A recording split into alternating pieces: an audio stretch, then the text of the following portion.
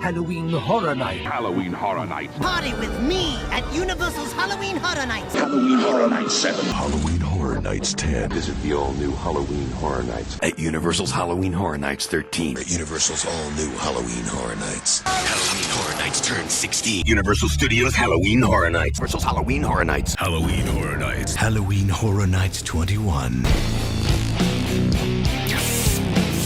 Universal's Halloween Horror Nights. Universal Studios Halloween Horror Nights. Universal's Halloween Horror Nights. Back for the 30th year of fear. Brace yourself for Netflix's The Haunting of Hill House, Beetlejuice, the Texas Chainsaw Massacre, and more.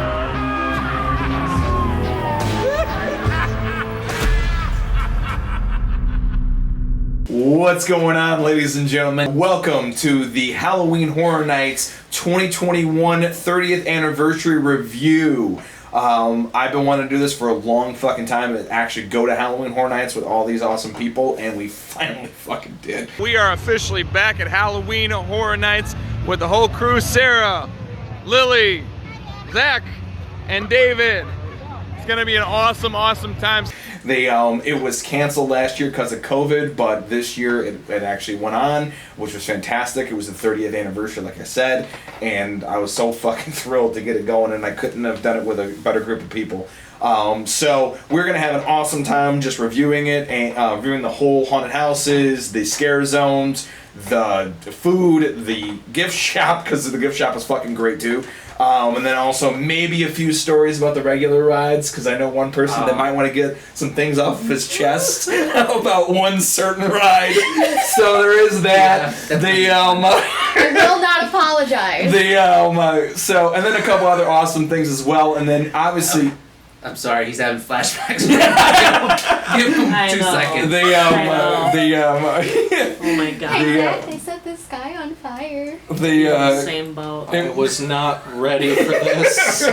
I was not prepared. So, and then also too, we'll be showing some awesome footage from the event and us kind of fucking around and everything else. So it's going to be awesome times. I think what the categories that I went through with everybody is I wanted to pick their absolute favorite makeup and costumes, best acting performances, scariest, and then also their favorite haunted house / scare zone. In addition, their least favorite, and a little thing I added in because we have a few of the haunted houses that are based on actual previous properties. We want to see how real it felt towards those properties. So, that being said, let's start with the scare zones because it's a lot fucking easier, and I think we have a lot more footage of that. So, what were some? So we'll start down at the row with David, and you can start to talk about some of his favorite scare zones, in those categories. So, I mean, my first favorite scare zone would have to be the Seek and Destroy one.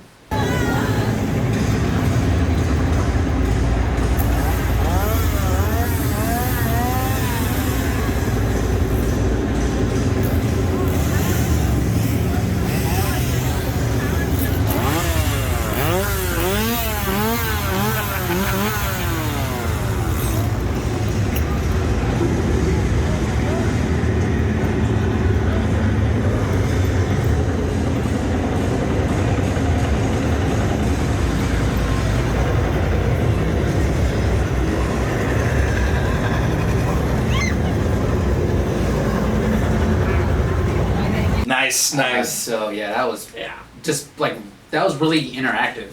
Actually, out of all the scare zones, that was the most interactive ones. Nice. You got these really tall, I guess, aliens on stills with these fucking red flashlights just following you. With a crime record like Charles Manson, AK-47 is a tool.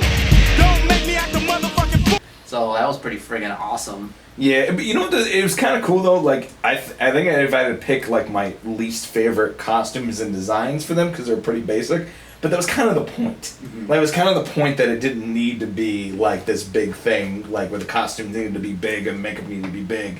It was kind of just needed to be that uniformed type of deal. But I think Zach loved it though. He actually didn't like it. So for me, it was that was one of the first actual scare zones we saw.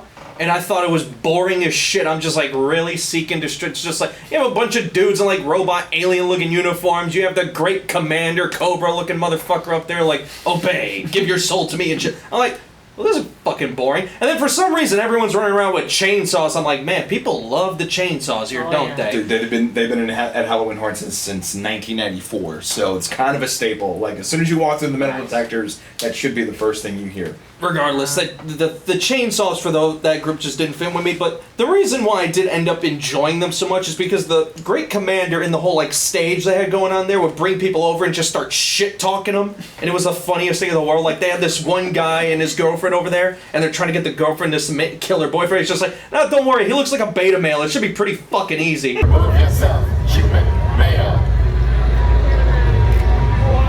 Are you feeling disrespected? Are you going to cry, human male? Are your feelings hurt? Are you going to scream at the top of your lungs? The controller has disrespected me. Do you want that type of attention? Are your feelings that hurt? Are you heartbroken? Do you need a hug, human male? That's just what I'm from, human female. Would you like to submit to the controller? Yes. Say yes.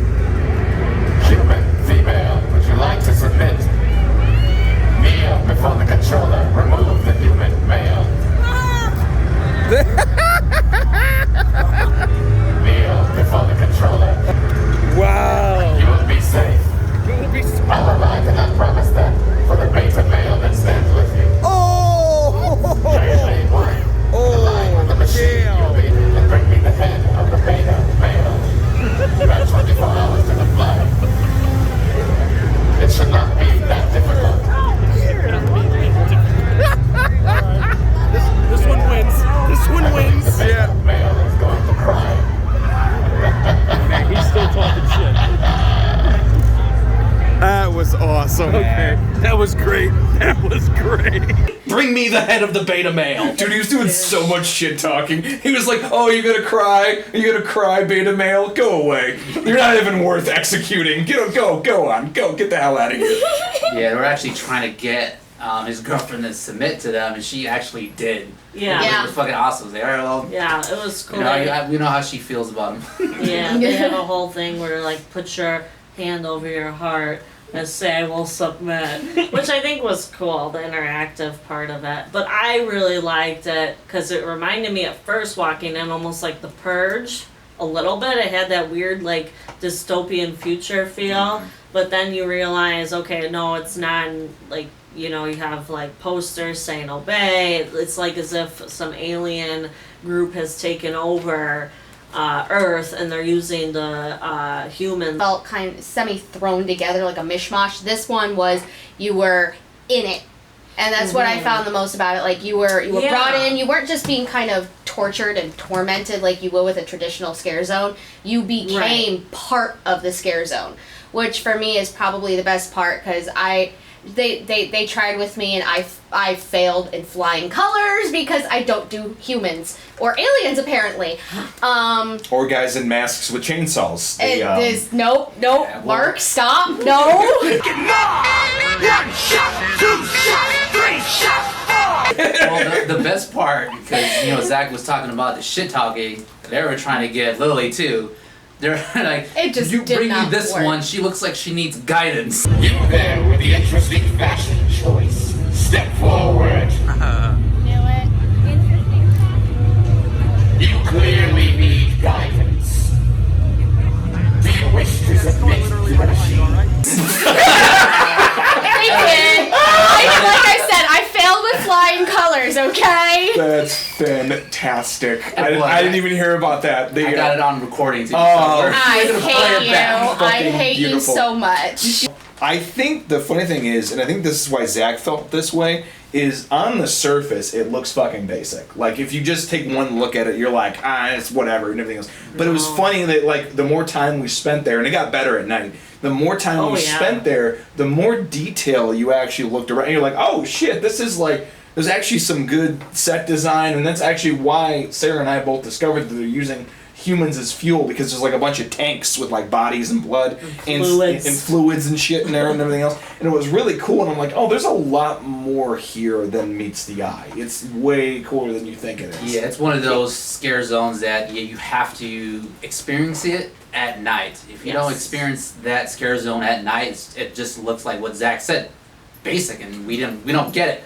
But they use a lot of strobe lights. They use a lot of just regular lights to their advantage because again, they're an alien species, so they works better at night, and it was fucking amazing.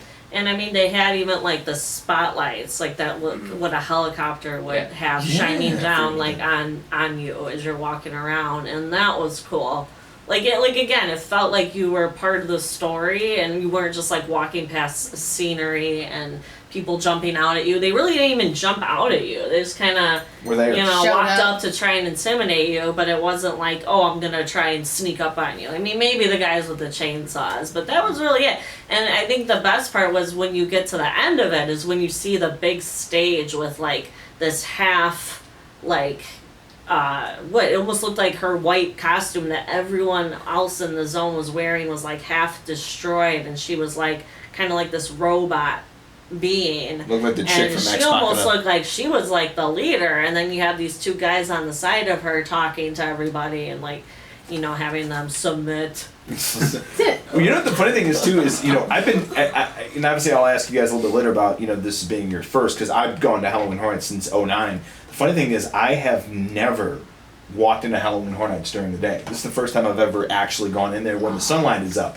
So it was really weird, like walking in and seeing some of these scare zones in the daylight and how they kind of work during the day versus how they work at night. It was way different, like in how they operated because I will say this though, and lastly about this one at least worked during the day. Like it could work as a scare zone. The rest of them could not work. No, it's like trying to watch black and white in color. Yeah, it's weird. Wrong. It's fucking weird. The I think though that I remember talking though to Zach and I think the one that he liked the most though was the Woodland one. The GoreWood Forest. GoreWood Forest, yeah, because I think that was like probably. Definitely my pick. I don't know how you guys feel about it. My pick for like the best costumes and makeup. Oh like yeah, that one definitely. They and then a little story. So we were driving there a few days because when Sarah and I went 3 times. These guys only went 2. And Sarah's a very cutesy person. She likes cutesy things. Like animals. And that's great. And that's wonderful. She's like, I like cute things. I was like, you're not gonna see anything cute. She's like, I will find something that is cute. She found a friend in this particular scare zone. The rat monster. The rat monster. He was so sweet. Oh, was he cute? And man, you do realize he followed you through the scare zone, right, Sarah? Because I wanted him to come with me. I wanted him to follow me. Mark, you apparently have a pet we left in Florida. I guess we left one in there. I wanted to pet. We left like the fucking like rat creature from Ninja Turtles Part 2. He had this like rat skull face, and he was fuzzy, and he would just stand in the cave and try and come out. And then he was so cute, and then he got a little shy, and he walked back in his cave. David, is this what we have to look forward to, raising kids in horror? Yeah. Probably. Yeah. So quick story real quick about that. Yeah, so she tried following him into her cave and security almost manhandled her. No, that didn't happen. It wasn't that over dramatic. Well, they did tell me to please step out of the way of his scaring area. But there was like 2 of them. I wanted to like look at him. I wanted to try and get a picture, but then the lady was like, please, don't stand in front of where they're scaring. I'm like, Jesus, fine.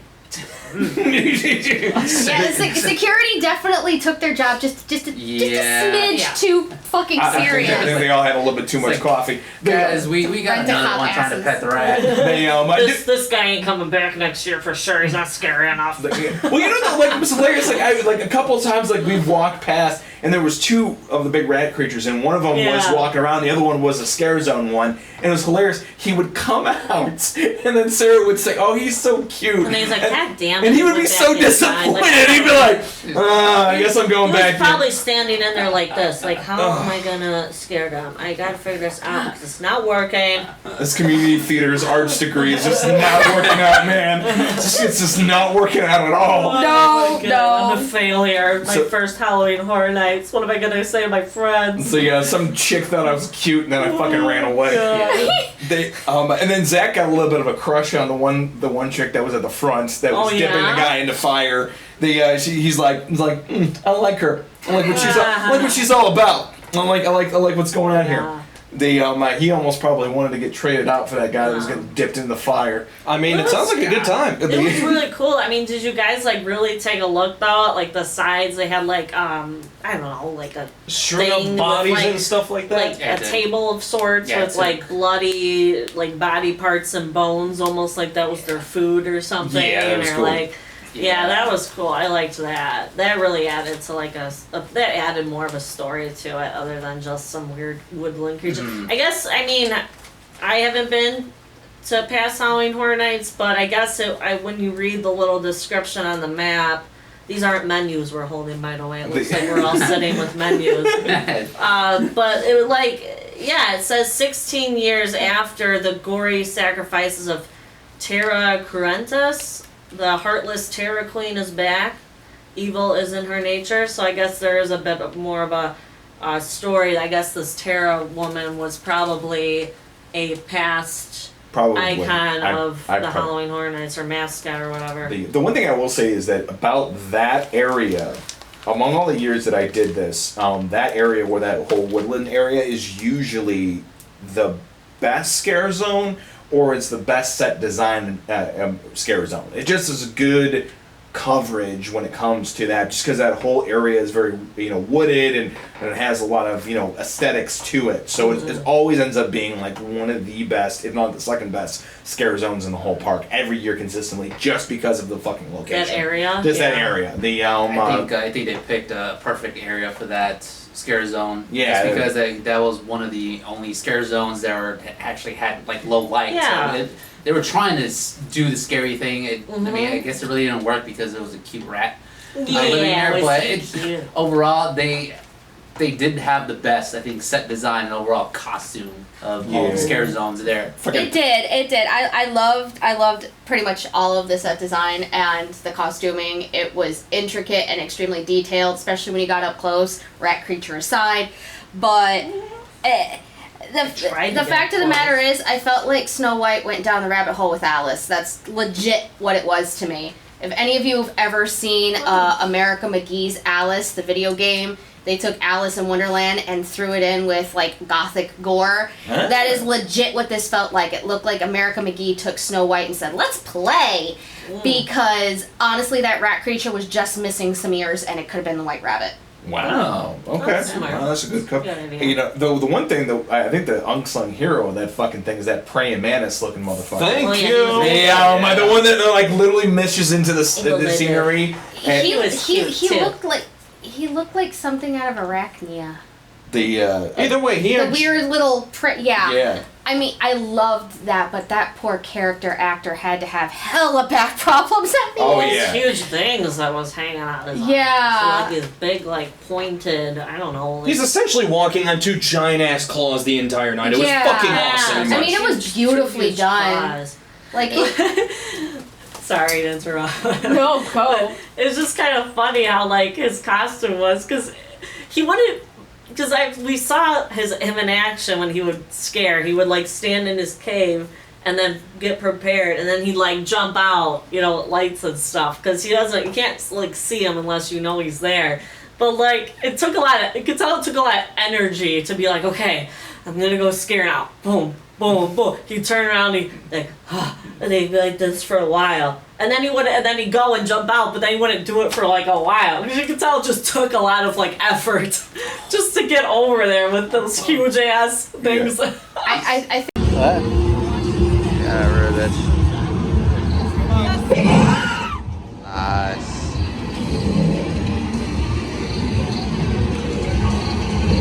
I think they were built for show and not necessarily function. Yeah. Because something like that, it could have been done a lot.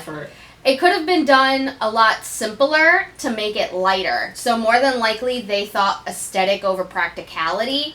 So they more than likely wore solid, heavier foam like floral foam that was wrapped in silicone, more than likely with a tubular frame made of steel pipe versus PVC. Wow. Because of the way he was built, his arms were in those, and it would have literally been like he was suspended doing a push-up from his knees. Ooh. That's why it would have taken. It's Yeah. literally he's got these bars he's Who holding, knows what was in like there. holding on to like a jungle gym, but on your hands, and then literally the supports for those back legs would have been against his shins. So all his weight distribution is in his shins and his hands. Ooh.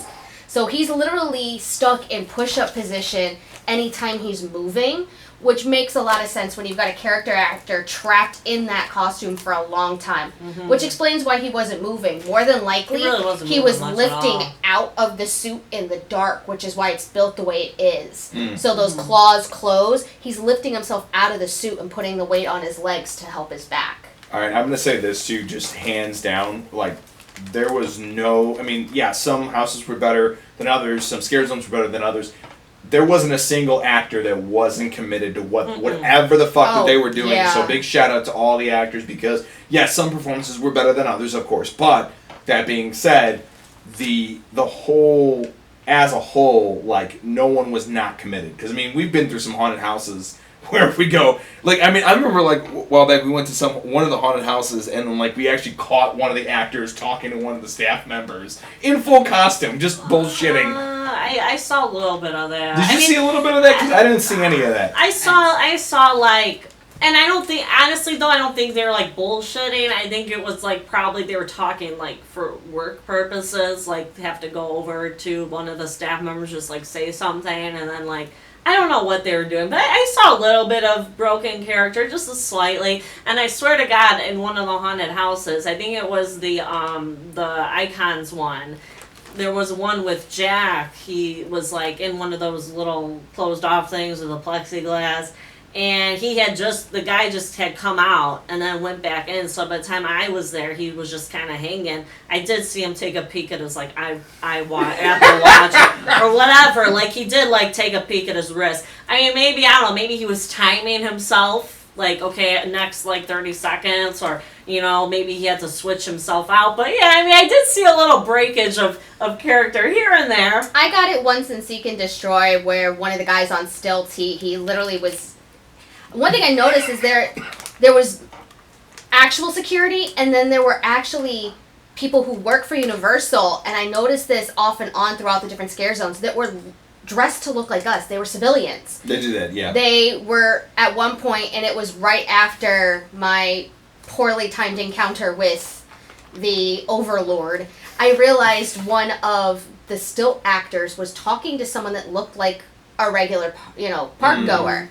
But then as I passed by, I realized he was saying that he needed to get off the stilts because his knees were giving out. Yeah. And it was one of those things where it's like, okay, so you could see them, quote unquote, still in character because most of the people they're talking to look like park goers. Well, they stayed in character even when they were changing shifts. Oh, yeah. Because when Lily was using the bathroom, I was just sitting on a bench. This was like after the Mummy ride. And they're doing a shift change with the Seek and Destroy. So there's one group just storming in. I'm like, oh great, I'm gonna be fucked with now because I'm the only one there in that fucking area. Yeah. And yeah, of course they were fucking with me. And then the next shift came. I was like, oh, damn it.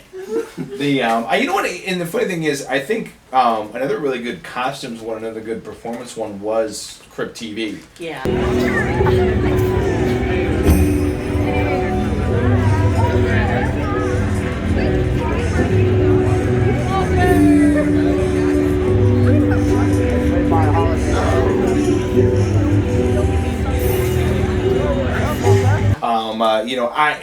I think it would have helped if I would have known about Crypt TV because like you probably know the most about what Crypt TV is from everybody. I follow Crypt TV on Facebook and I know about a little bit of their characters like the Look See and the Birchwood thing or whatever.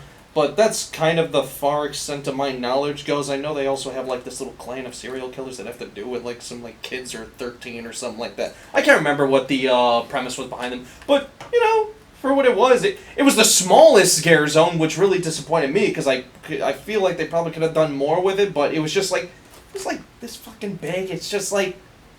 Some of them are always so. The thing is that with Halloween Horror Nights, and this is something I've always. This is just the truth of Halloween Horror Nights. There was always one that is that size. There was always been one that is that size, maybe a little bit bigger, but not by much. Because they changed the different locations of where they're at and everything else. The smallest ones that I've ever seen used to be in those alleys in the New York setting. Like they used to be in that little alley right there. Wow. But I think they got too complicated for security to try to handle that little area, that little hallway. But they used to have ones in there, and they were very small. They only have a couple actors in there, but it was cool. It was aesthetically cool. But there's always going to be one that's going to be in a smaller area because they always shift sizes between the different ones. So I guess that they got the luck of the draw. Yeah, well, with Crypt TV, like I'm like Zach. I know I've never actually watched them, but I do follow them both on Instagram and Facebook and YouTube as well. Their characters are aesthetically pleasing. Yes. So they stayed true to the characters. The issue I have with Crypt TV is the basis for Crypt TV is all of these monsters, all of these creatures exist in the exact same world. Okay. They exist at the same time in the same universe. There's no spawn off anywhere. This isn't a Spider-Man comic. They stay together. My issue is instead of playing into the fact that they live in the same universe, they come from the same place, and walking into hell on earth, which is essentially what they could have done. Here's all these monsters. Let's play.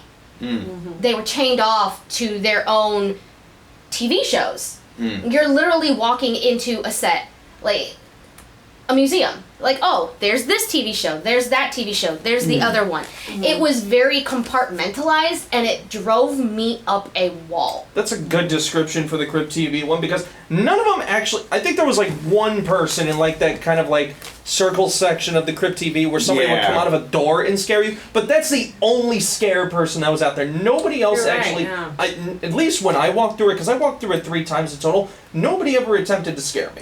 No, I got an attempted scare from the 2 teens that were on the, like, when you walk in, it's like they're up there. The 2 on the right? Yeah. My big issue is it could have been done so much better for being what it was. You know what? Like, the Crypt TV is amazing. They started off low budget. They started off with, like, no equipment. None of them had any actual training. And it has spawned into such an amazing thing. And to be something like that in Universal, to have that opportunity, if we were given something like that, with Living Nightmares, I can imagine us literally just breeding everything into and mixing it and mixing it and letting it actually scare you. This was not a scare zone. It was a fucking museum. So, and actually, I'll even add. Yeah, I'll even add on that too. And this is something that I've noticed. I've actually noticed this a lot over as the years have passed and everything else. Is that there's a lot more picture taking than there ever was. Like as the years have gone on, like there's been a far more selfies with the characters. Like back in the day, like when I used to do this, like you were there to get fucking scared. Like they were like and to get immersed and everything else. There wasn't a lot of. I mean, I did a few photos here and there back in the day, but like it was like there's hardly any photos from those years that I was there because it just didn't seem like that type of environment to do that. But nowadays, it seems like they're pushing more of that because of the internet age and because of Instagram and because of all the social medias. They want to have as much stuff, and I think that whole thing was cool, and I liked a lot of parts of it. I thought the costumes were great. Oh, they were amazing. I thought the aesthetics were good, but I think that my back to what you were saying is it's a lot like a museum, and even more importantly, it's a photo op scare zone. Yeah, exactly. It's not a scare zone. It's a photo op. Because I mean, even Sarah and I had fun taking photos with Santa Claus. Yeah. And I thought it was fun. And then like there was a few things there. I think that might be that they said, well, it's not our property. It's somebody else's, but not all the mainstream people know about it and everything else. It's a deal that we ran together. We have a lot of people that are coming in that are people that are not fans of horror, and they just come because it's a thing to do. They a lot of especially a lot of teenagers, more specifically teenage girls. I go there because that's where the boys went and everything else, and the boys go there to watch the girls get scared and trust me, there's a lot of that shit. But I think that is catering towards girls ages from 13 to fucking 21 or 22. It's a photo op opportunity. My Insta. No, wrong. It's a really pretty photo. It's a really cool photo, and honestly too is I think it had some of the best. One of the best acting performances was the guy in the bathroom, which I really enjoyed him because he was the most interactive besides the dudes over at Obey. The guy who had the shit on the mirror. I mean, I mean that was fun, and then Mr. Smiley hanging out in the wood, in the wooded area. That was cool. That was the goal. Okay. Yeah. So I think that it was more of a photo op, but it was a good photo op. Don't get me wrong, I completely agree, but it's a missed opportunity. I think so. You could easily, and I agree, we are in the age of selfies and Instagram and TikTok, and to be dreadfully honest with you, like David was talking about with being integrated and like being in with the characters with that dumb video you made of me on TikTok with the clown and the chainsaw. I thought that was great. My issue at hand is you're calling it a scare zone. Yours is you're leading me to believe I am going to either be scared or run into something that could scare. If you want to do something like that, make zones for photo ops. Explain that it is a photo zone. Insta zone. An Insta zone. An Insta zone. Because that would draw people in. Yes, so you're not losing money, you're actually gaining foot traffic. Obsessed. Because the amount of people, in particular teens, I mean this is Florida, are going to be drawn to, hey, I can actually get likes on Insta. I can get people following me because I've got these characters that while they're not well known, they have a following. Correct. Yeah. And I mean, it's the same thing and with, I can make my friends jealous at the same time. Exactly. It's That's that same what it's thing. really about. Let's be honest. That's what it's really about. It is. I mean, look at this map. Like, there's so much empty space, especially all back here. Oh, it was completely What's a big underutilized. They could have closed off portions of the park. Since they closed down exhibits, they closed down rides. Yeah, I definitely agree. I think there was a lot of good shit there, but yeah, it was the photo op thing. David, you were gonna say something? Yeah, I mean, I kind of agree with what Mark was saying. I think that was just there for people to take photos for, as we were talking about crypt keeping. I think the 30 Years of 30 Fears was the beginning. Yeah, the first one we walked into. Which also didn't feel like a scare zone. Right. It felt more like a photo op, but I think that was the point. Because it did have a lot of the backdrops for Halloween Horror Nights there for people to take photos. So I guess it does make sense that maybe they are taking some of these scare zones and making it for people to actually, do the social media thing. And I actually just thinking about this in all my years past, this is the first year, and it may be because of COVID, I don't know, but this is the first year there's been more stages in scare zones, more platforms in scare zones than there actually have been ground actors. And what I mean by that is there's more actors in scare zones on platforms than there are actually on the ground. And I think that's where this one suffered the most, is because there were probably only 3 or 4 scare actors actually roaming around, but everybody else was on a stage. So it's the proportions are fucking off. Yeah. And I think that's the problem. And there's another scare zone where they were really fucking off, and that's the reason why I think a lot of people didn't care for it. What are you thinking about? It's probably because of COVID? It may be. I don't know. But I mean, again, they're letting everyone roam freely without masks during the it would explain a lot of the actors being stilted, too. I mean, that may be the case. I don't know. That's true. Maybe it's because they didn't have enough. They had a lot of momentum of years of training. Maybe all their veterans that they used to have that were been on the ground for years quit or left the area, or didn't want to do it again, and they had to hire all new people, and the new people aren't normally accustomed to being on the ground with people. Because if you think about it, that's a whole different level of training. That's a whole different level of interaction.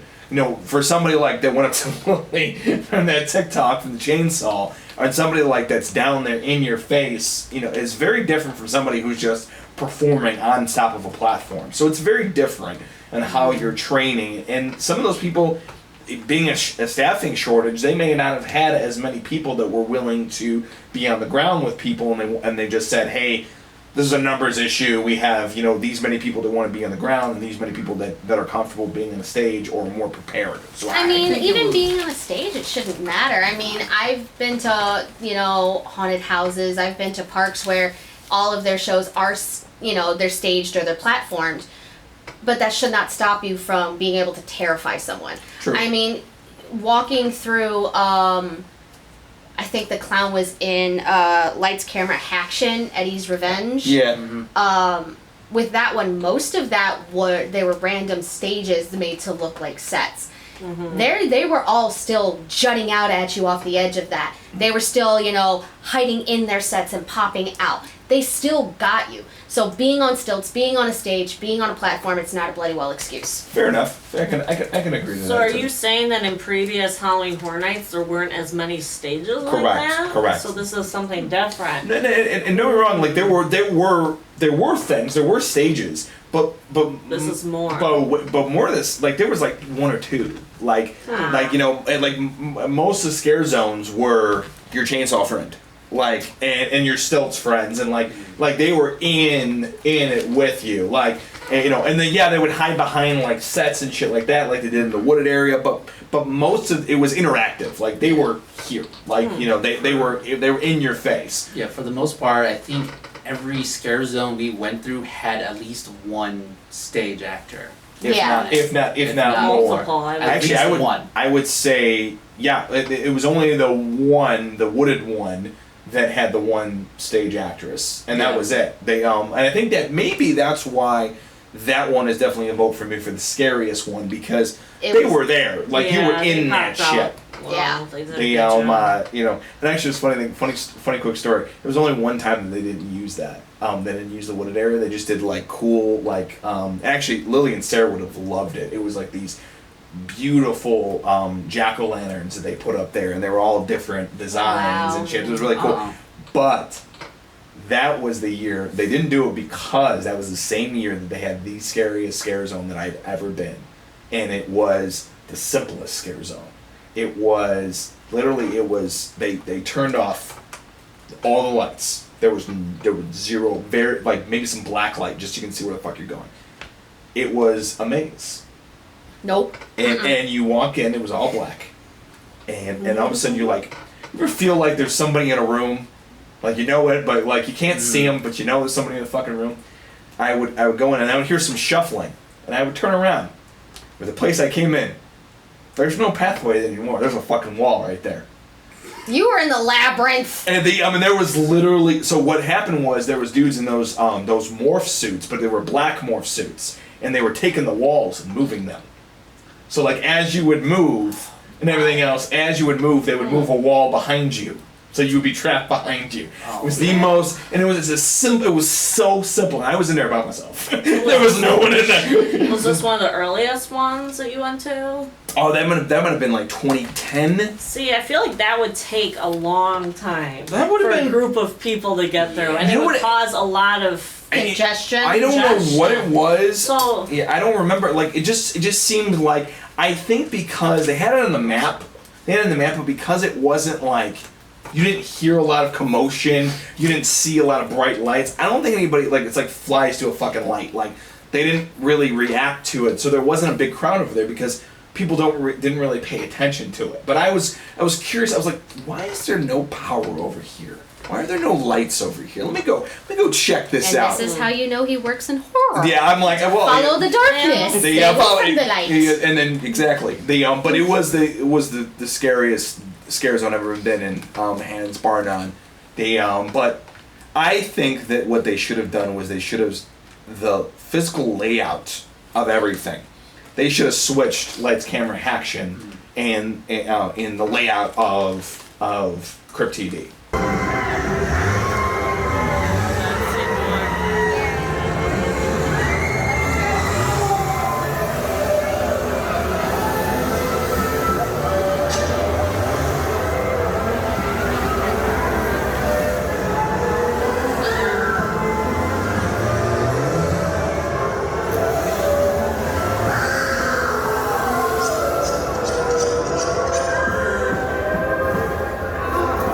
I think Lights Camera Haction would have been better if it would have been more truncated than extended. I think it's the weakest one, which is a damn shame because I liked a lot of parts of it because there were a lot of fun things with it. The costumes were great. Like I loved everything that was going on. They were so unique. And then the fucking killer clowns from outer space looking motherfucker that was out there. They looked like them, but they weren't. I don't know what they were supposed to be, but they were fun. Some sort of dollar store version because I've never seen the movie, but with everything that David's told me and our children, since he has gotten them addicted to it, they legit would have fit in, save for the fact that they were covered in candy, and their entire platform was made to look like the frickin' candy house from Hansel and Gretel. So I mean, it again with the horror versions of things from like fairy tales, but no. I will say this though, for obvious reasons, like Obey and this one were entertaining, but entertaining for a far different reason. That was where the Chainsaw Crews were. Oh God! And where the Chainsaw Crews are at are unsuspecting teenage girls that are on their fucking phones and they're not paying attention to shit. And I can almost set my watch to it. Like I can see the guy walking up. And I'm like, I think at one point I might have turned to you and I went, 4, 3, 2, 1, and then just watch her jump like a fucking cartoon. Oh my god, it's so fucking. It's their own fault. They don't fucking pay attention. Like they're not. They're like I'm like, what is so like? Look up. Like there's a lot of amazing shit going on here. Look the fuck up from your phone. Again, with the everything is Instagram, they were most likely tweeting, twatting, whatever the fuck you call it now. Twatting. About it. Again with OMG, so scary. Hashtag LOL. Yeah. Point in case. Hashtag chainsaw. Hashtag I think there's somebody behind me. Do you want to get into what your favorites are? Yeah, absolutely. For scare zones? Go ahead. So what was what was the ones that you really liked for like costume design and makeup? GoreWood. GoreWood? Yeah, GoreWood. I think we can all agree. And yeah, I think so.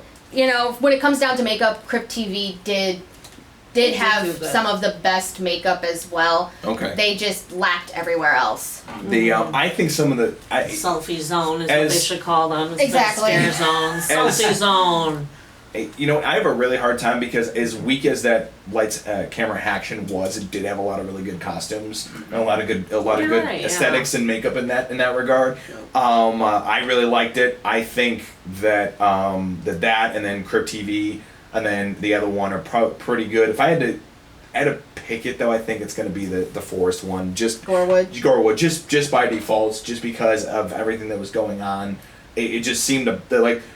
Okay, so there were no other places where the set design and the costumes meshed so well, and it's by design, so like they were equally on the same footing. So I'd have to pick it for both of those for like aesthetics and everything else. Yeah. So how about you, Zach? Yeah, GoreWood, man. Like when it comes to the scare zones, like for the most part, I just didn't care for most of them. Like Seek and Destroy grew on me, but every time I was in GoreWood, I had the biggest fucking smile on my face. I love them. It's dark, it's wooded, so it's cute. My other scene, I wouldn't say that, but it had cool creatures. We had this beautiful nymph chick up there just burning people alive, and I'm just like, yeah, this is cool. I mean, okay, I will say this, the 30 years, the little intro thing you walk on.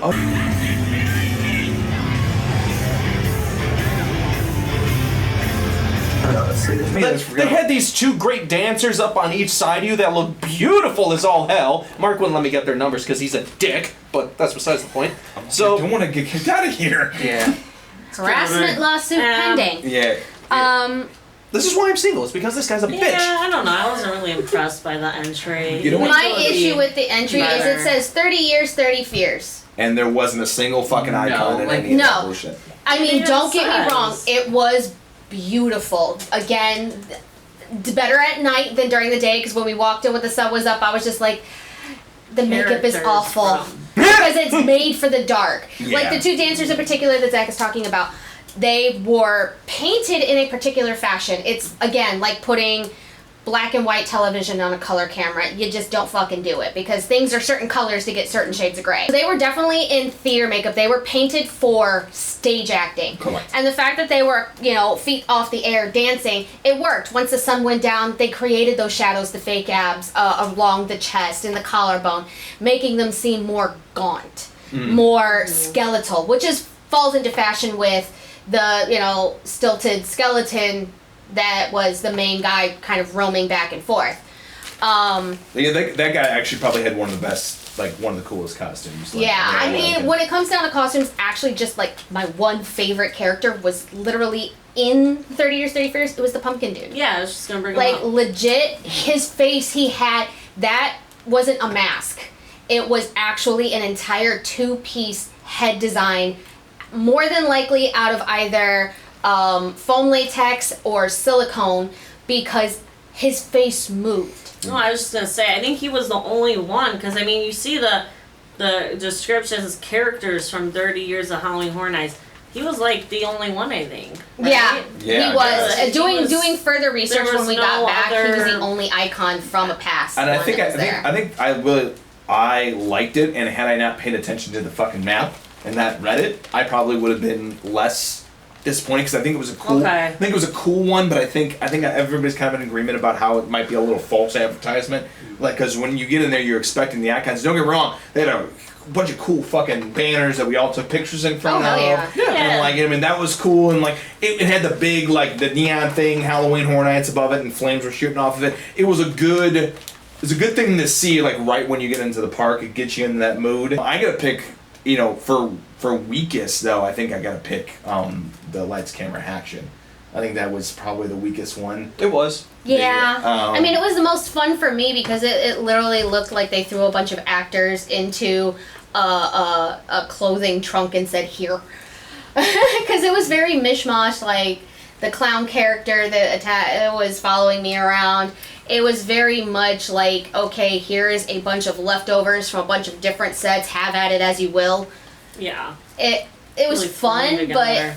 you know, it was also underwhelming, save for the one instance of me being tormented by a scare actor. For me, it was just boring. Like, I It didn't was. care for any of the characters or designs or anything like that. I walked through that and I'm just like, oh, okay. Meh. And then I completely forgot about it. Yeah. Yeah. Like, we walked through that one like twice, and each time I was just like, oh yeah, this is here.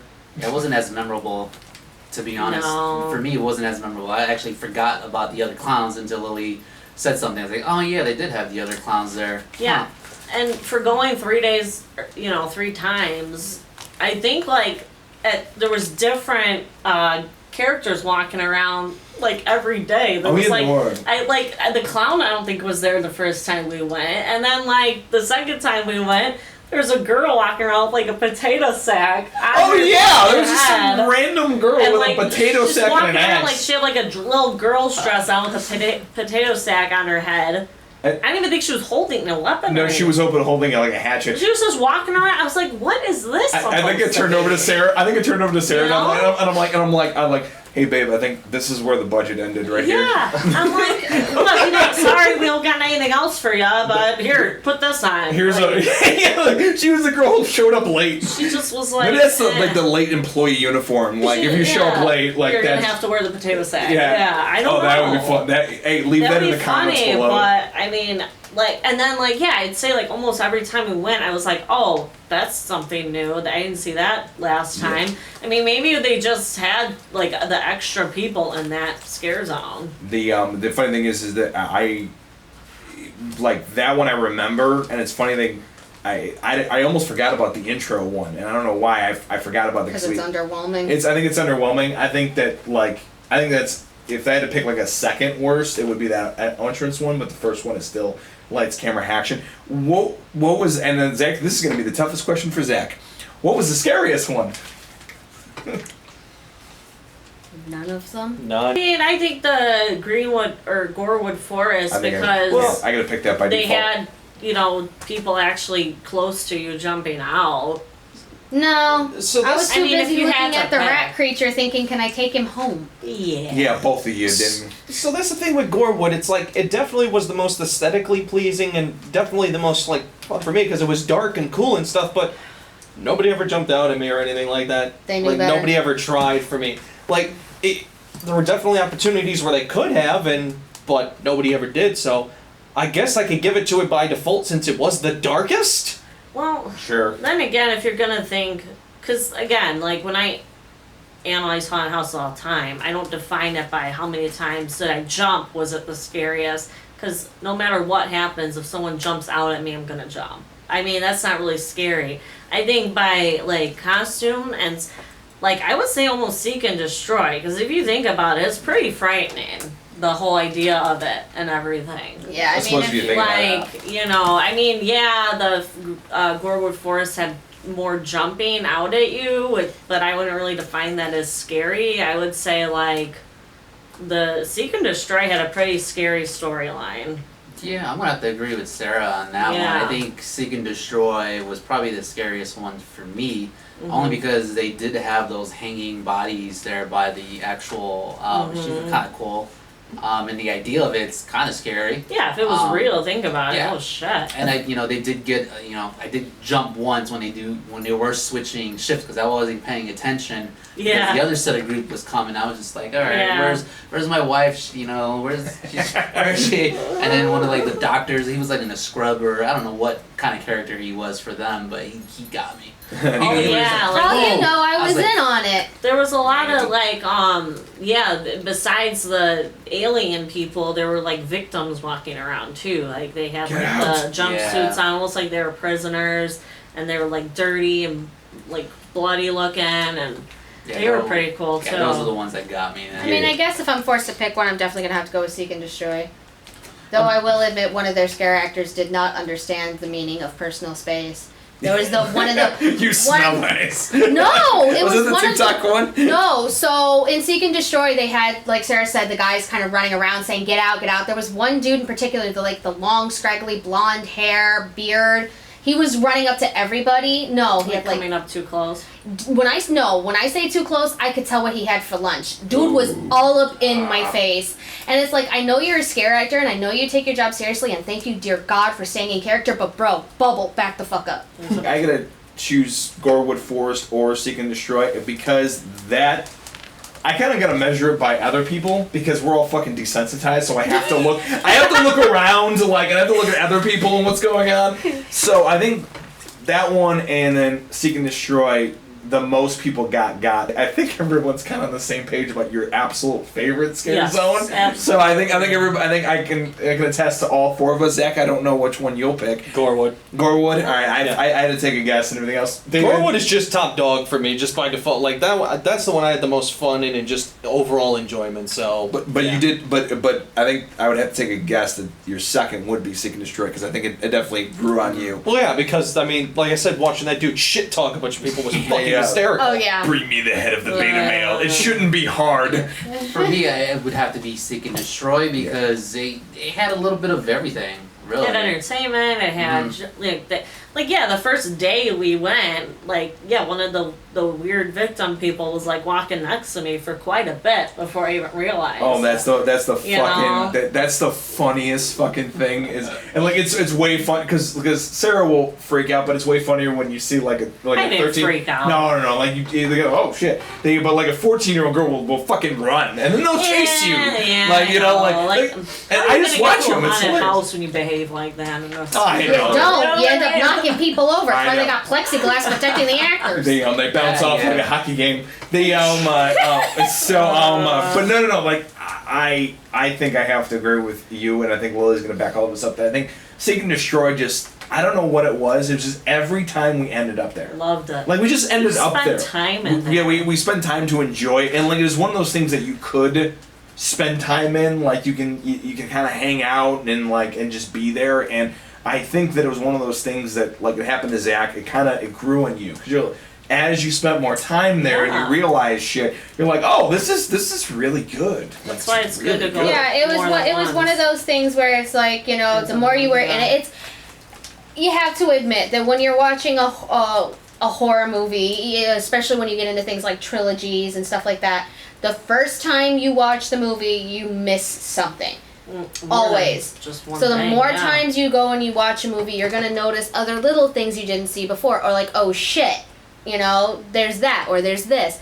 It was a lot like that. It was like a horror movie you had to watch a couple times to really love. So Mark, I think we should talk about the houses. I think so too. Yeah. The so I only did one extra one that you guys didn't do. Was Growth. I did that one. You did that one. These three were not present for that. No. But yeah, but I will leave that one off to the side for a second. I think that let's talk about the property ones. The ones that were based on different ones. So I think aesthetically, some of the costumes and performances are probably from the Bride of Frankenstein.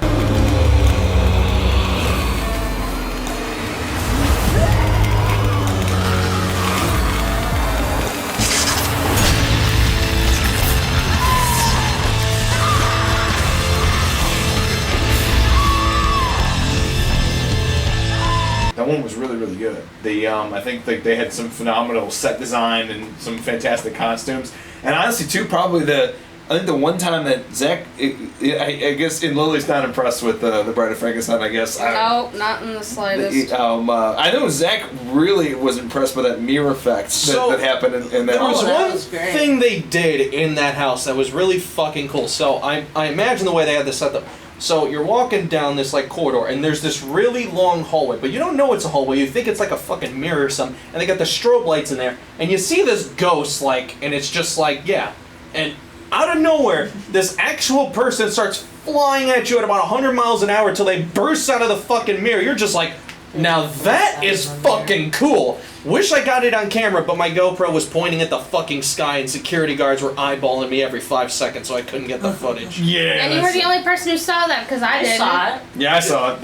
Me, Mark, and Sarah were all at the same time. I was trying to hide, so to try to record footage in the houses, I had these two in front of me and these two behind me to try to keep me covered. David was just blatantly just like, fuck that.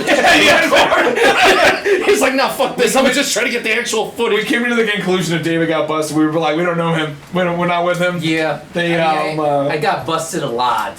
And every house I got busted at least once. I got footage for the first 2 houses and struck out for the last like 3 or 4. I was like, shit. Oh, and by the way, Sarah and I, actually speaking of busted, Sarah and I both got busted in this house as well. Because one of the brides of Dracula was hiding around a corner, and I went, like, right over here on the left. Someone in a coffin. Oh, yeah, something like that. It was like really obvious. I mean, it was a person laying in a coffin. I don't know how they were breathing in there because it was like sealed with plexiglass. There's and holes. the coffin was up against the wall, and the person was supposed to jump when you looked at them. But like, I saw them jump first, and then I think you caught them and like pointed to like let them know, like, I see you. Oh no, I wasn't even doing that. I was letting you know. I was like, oh, the person right there. I like doing that. The person right there, and she actually saw me do that. And she's like, and then Sarah fucking pointed her out. But then I was like, oh yeah, right there, and then she's like. It's like, fuck you. You're gonna point at me. I'm gonna point at you. I think she's a little upset at both of us for giving her away. I hated that house so much. Why? I really liked it. I gotta hear this. Listen, one, it's called The Bride of Frankenstein Lives. My 2 least favorite were the Frankenstein and then the Texas Chainsaw. We'll get to that in a second. My biggest issue is it's repetitive. So I get it. You're supposed to be moving through scenes. Like you're playing with the film of a camera. They're nitpicking certain scenes. But why the fuck do you have The Bride of Dracula if it's The Bride of Frankenstein Lives? 1. 2, if you're gonna do The Bride of Frankenstein, that movie, even in its time, wasn't terrifying for the characters.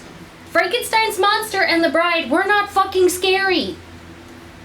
The fucking doctor was. There was nothing horrifying about it. I felt bad for them. She knows more about the story than we do, so she's gonna have I kind of wish Vinny was there because this is Vinny's absolute. Well, no, you favorite think about of all it. time. You have to think about it. Dr. Frankenstein created him. He built him from dead people. And then when you move on to the bride, Dr. Frankenstein's belief was that to make a human, you have to give them love. Dr. Frankenstein is incapable of this, so what does he do? He makes the bride. What happens? The bride still has her humanity and is utterly terrified by Frankenstein's monster. The iconic scene of her screaming at the very vision of him and Boris Karloff flying backward doing this is literally when you realize not only does love give you humanity, but so does horror. Frankenstein's monster was horrified at his own existence. The monsters themselves are not, well, the fucking monsters. Dr. Frankenstein is. Okay. So the whole idea of this being a one, it's not a haunted house, it's just an overgrown scare zone that didn't fucking function. It was repetitive, it had no storyline, and it was atrocious. The costumes look like you bought them from the Dollar Tree. I like the Dollar Tree. Damn, we don't. Okay, we know we love the Dollar Tree for decorating our houses, No, but for for lots of making a things. costume Yeah. that you're going to can put do in it. something like Universal Studios, you and I is gonna have war. It's a good base. We can- a good starter. They didn't move it past We the can, base, Sarah! Yeah, You can judge maybe. this because I did get some footage in that house. For me, I actually like the costume design there. I did like. My love, Fine, you I know. adore you, but you don't make costumes. I do. Yeah, but still, I mean, It was poorly executed. no, it was not. They It They was- were actually pretty. You want to know decent what was for- scary about that place? The fact that they thought it was scary. Mark, I'm Okay, I scared. didn't say it was scary. I said the costumes were great. All right, so We're in the middle of a war. Scary I feel here. uncomfortable. so Exactly. Mark, how's the weather? apparently it's hot. Fuck it. I really enjoyed it. I really enjoyed the house. Although I've never seen the movie, so I have no emotional.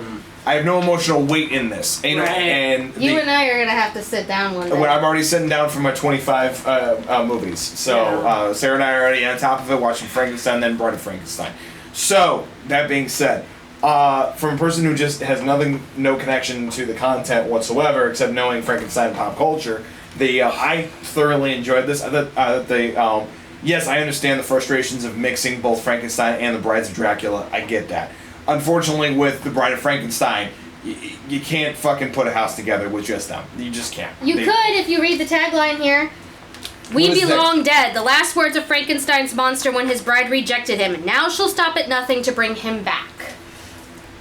To be fair, the start of the haunted house was Frankenstein lying dead under a pillar. No, that was the only scene that makes sense. That and the second where you walk in and she's literally trying to bring him back. That makes I think sense. you're very exact there. I didn't think that this was going to be the most polarizing one. I had no idea this was going to be this. When you're talking about Universal Studios, you're talking about Wolfman, Yeah. Frankenstein's monster, It's The a legacy. Bride. You're talking about what gave us the breath to be who we are and do what we do. If you're not going to do it right, fuck off. I'm dead serious. I grew up on Nosferatu, Frankenstein, Dracula, Wolfman. And I grew up with these. I watched the black and white movies originally. I'm not only insulted, but I am I'm hurt because you are Universal fucking Studios. That's true. You should, if you're gonna invest in something, invest in what you are. Yeah. You created these things. These are our legacy of what started. If we didn't have those, we wouldn't have Michael. We wouldn't have Jason. We wouldn't have the ability to do what we do today. I am insulted that they gave such a lackluster performance and didn't give two fucks about what created the goddamn studio. I didn't even think about it that No, far. you're right. Yeah. They not necessarily that I don't disagree with you. I did have fun. On the other hand, though, the strobe lights made me dizzy. Alright, so we got one day. I like this. I like that one thing. They I enjoyed it for not having an emotional gravitas for it. I also understand that Universal was the staple of it, but I don't necessarily I didn't put that much weight into it emotionally. I already understand the caveat of Universal Studios creating horror. I would appreciate that, and that legacy is already cemented in the movies. It's already done. It was done in 1938, so those legacies are very firmly intact.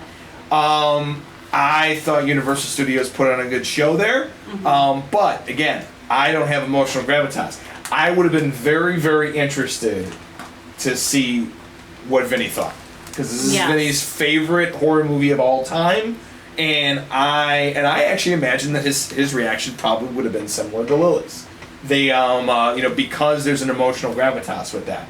I imagine that this is probably be the same thing as if they fucked up a Star Wars ride, Zach. So, and the death glare shows. Exactly. So I get it. I understand it. I liked it. I just enjoyed it. Was it my favorite? Was it the scariest one there? No. Hell no. No. But did I enjoy it? Yes. Did I enjoy it for what it was? Did I think it was better than Texas? Yes. Okay, I will give you that. It's better than Texas, if only because I didn't have to stare at the same thing every time I turned the corner. Fair enough. So there's something I want to bring up about Halloween Horror Nights that I'm not a big fan of. Chainsaws? No. Conga lines! Oh, shit! Oh, gosh. So, 2 things. 1, every haunted house, you're in a fucking conga line. Yep. So you're not Ass to separated from ass. your group, you're with a line of people. It's like by the numbers. And 2, the fucking security guards. They're arguably the most annoying part because they're not even trying to be in character. They're blatantly like... I think that's what they're supposed to do. No. Like, it takes you out. It takes you out, for sure. I agree with you Yeah, 100% you're right. because it literally, they were in every freaking corner. I was like... You turn a corner, oh there's my like, they're freaking just God. there. Not just because I was trying to record. But not because I was doing anything illegal. That's besides the point. Say it one more time. Do the impression of the security guard. And now it's over dramatized. Yeah. Those are some, and then the other ones are like this. My issue Or is... some of them were just like, I want to go home. Yeah, the issue is when you... It's okay. I completely understand having security. Mainly because, again, conga lines. Fully. It's the same with, like, the plexiglass and all of that. You're there to protect the actors. I solely and wholeheartedly get it, but there are so many better ways they could have done that. You could put them in character. Put them in... dark corners of the abyss to where I can't see them, right. but they can see you me. You can do anything with that. It does really remove it, and it makes it really hard to say, any of the beautiful houses we went in, which, by the way, there was something awesome in every single one we did. But it's really hard to say that I like something when my brain immediately goes to the angry person standing in the corner because some idiot is, like, squealing or screeching or filming. Yeah. There's that. Long story short is... The experience wasn't as great because how popular Halloween Horror Nights is. So we were backed up in a conga line, and then unfortunately security guards had to be there for the safety of everybody. For everyone. Look, one thing, like I understand you need security guards there. That's fine. Put them in a dark corner to where I can't see them, but they could see me. Because imagine a security guard comes out when you're fucking up. That would be terrifying. Yeah. But besides that, if you don't want to put them in a dark spot, at least put them in a fucking costume or something like that. You mean to tell me Universal Studios can't afford a dollar store costume for a fucking security guard? Are you fucking kidding me, really? Bullshit. So the thing is, too, and the funny thing is, and now that I'm really, I think that, and I think this would be my criticism with everything that's going on with previous years, is I think that there's definitely some growing pains here from being shut down from the previous year and then restarting it back up with new conditions, new safety protocols, a lot of things. And I think that is being showcased in a lot of these frustrations because I remember seeing security guards there. They always had them there, but I don't ever remember there being as many as there were. And I think that that's probably a prediction of it being the 30th anniversary and because of it being the first year they've opened since before they skipped a year. So I think that they overdid it. But it was in anticipation that people were going to get wild. There's going to be way more crowds. There's going to be way more shit going on because it was the 30th anniversary. People are drinking. There's that too. So I think they overdid it. I think they overdid it, and I think that they'll learn from that it wasn't necessary. I definitely agree with the overcompensation of it, but at the same time, when you're a multi-billion-dollar company and a multi-million-dollar theme park,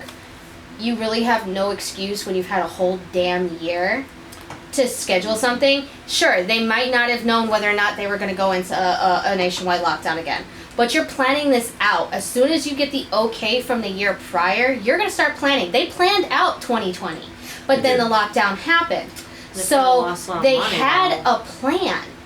Just because you don't have to, start making things or purchasing things.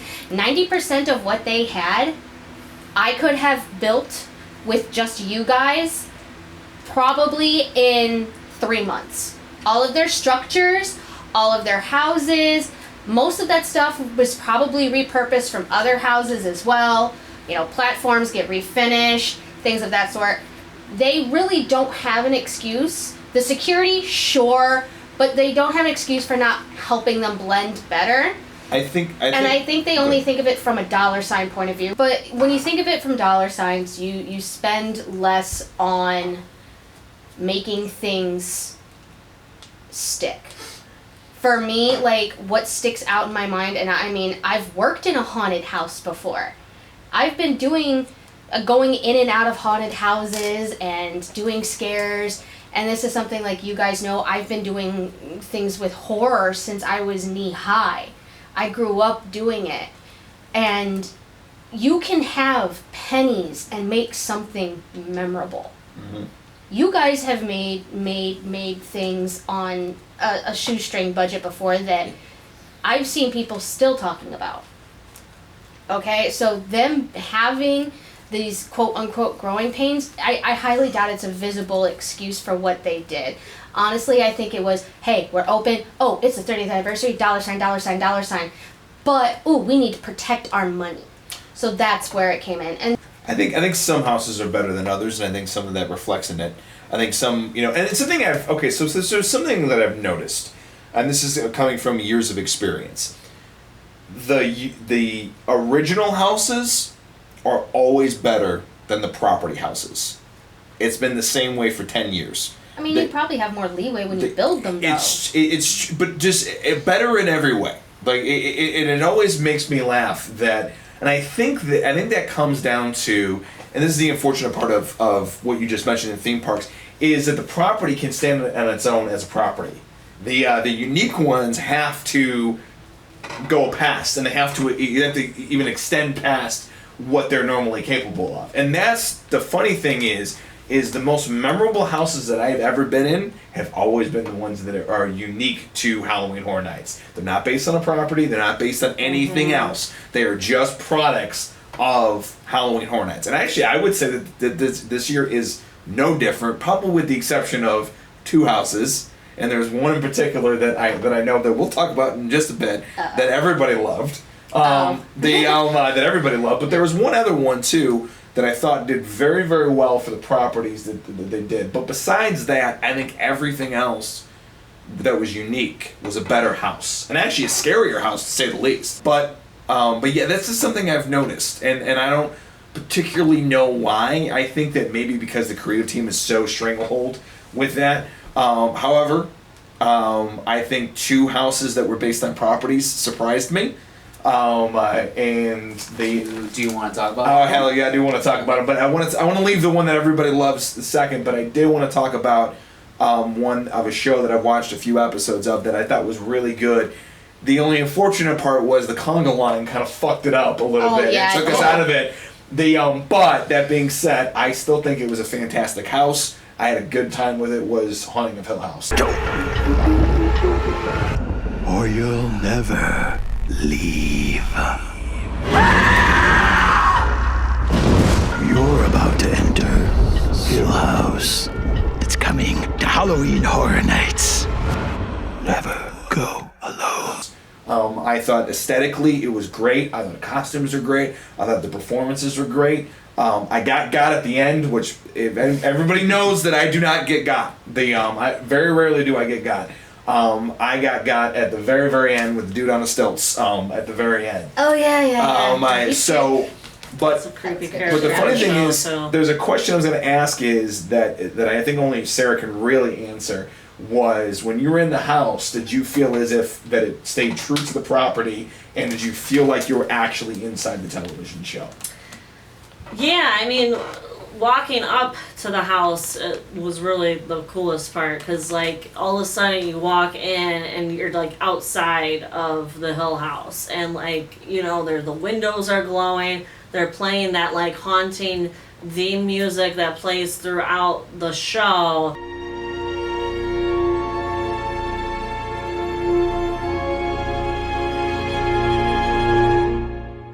And I actually almost got emotional the first time I walked up to it. Like that first night we went, I walked up and I'm hearing the music and I'm looking at it and I'm like, oh my God, this is crazy, you know? And then we walk inside, you know, like sure the interior really was just kind of like any other haunted house. I mean, they're not going to make it look like the house in the show, because the house in the show is like so big and vast and big open spaces, and this is a haunted house, so it's a little more narrow. But I could tell, like, you know, they're trying to make it look like certain parts of it. Yeah, I mean, they really did a good use of all the different ghosts and characters that are in the show. They even used like some really like minor but effective characters, like the guy who fixes the clock, which I'm not gonna give anything away about, but there's the mechanic who fixes the clock, he's even in there. So I mean, and even the little girl who's the daughter of the caretakers of the house is in there, and even the wife of you know, one of the kids is in there. Like, it's just like all these characters that you didn't think of, they managed to work in there, and I think that was really cool. I love it how they had, like, when they take you to the basement and you're immediately reminded of the scene where, you know, one of the kids gets stuck in the basement, Luke, and he is, you know, terrifying. It's a damn good scene. And it's a terrifying scene, and you hear his voice like playing, like they have like clips from the show playing overhead as you're walking through these scenes, so you know, it reminds you of the show. So yeah, I think they did a great job. I loved seeing it twice. I was glad I got to walk through it twice, because you know, it was really good. And yeah, I think they did an excellent job with the costumes were good, the makeup was great, the effects were great. So yeah, I agree on that. I think the costume and set designs in there are actually pretty, you know, decent and spot on. Mm-hmm. Unfortunately, I haven't, you know, given a chance to, you know, take a watch or a peek of the show, but they did have like a big screen in front while we're waiting online playing certain scenes. Oh yeah. Which was like, I might actually want to take a look at this show. It seems pretty interesting. I was gonna say, just walking through there and listening to Sarah and then watching the scenes, it made me, when coming out at the end, it's like, I gotta fucking see this. It's a great show. And the funny part though, the first time we went through it, we got stuck and then we had to wait, and we were in the hallway where the bent neck lady is dropping, and she keeps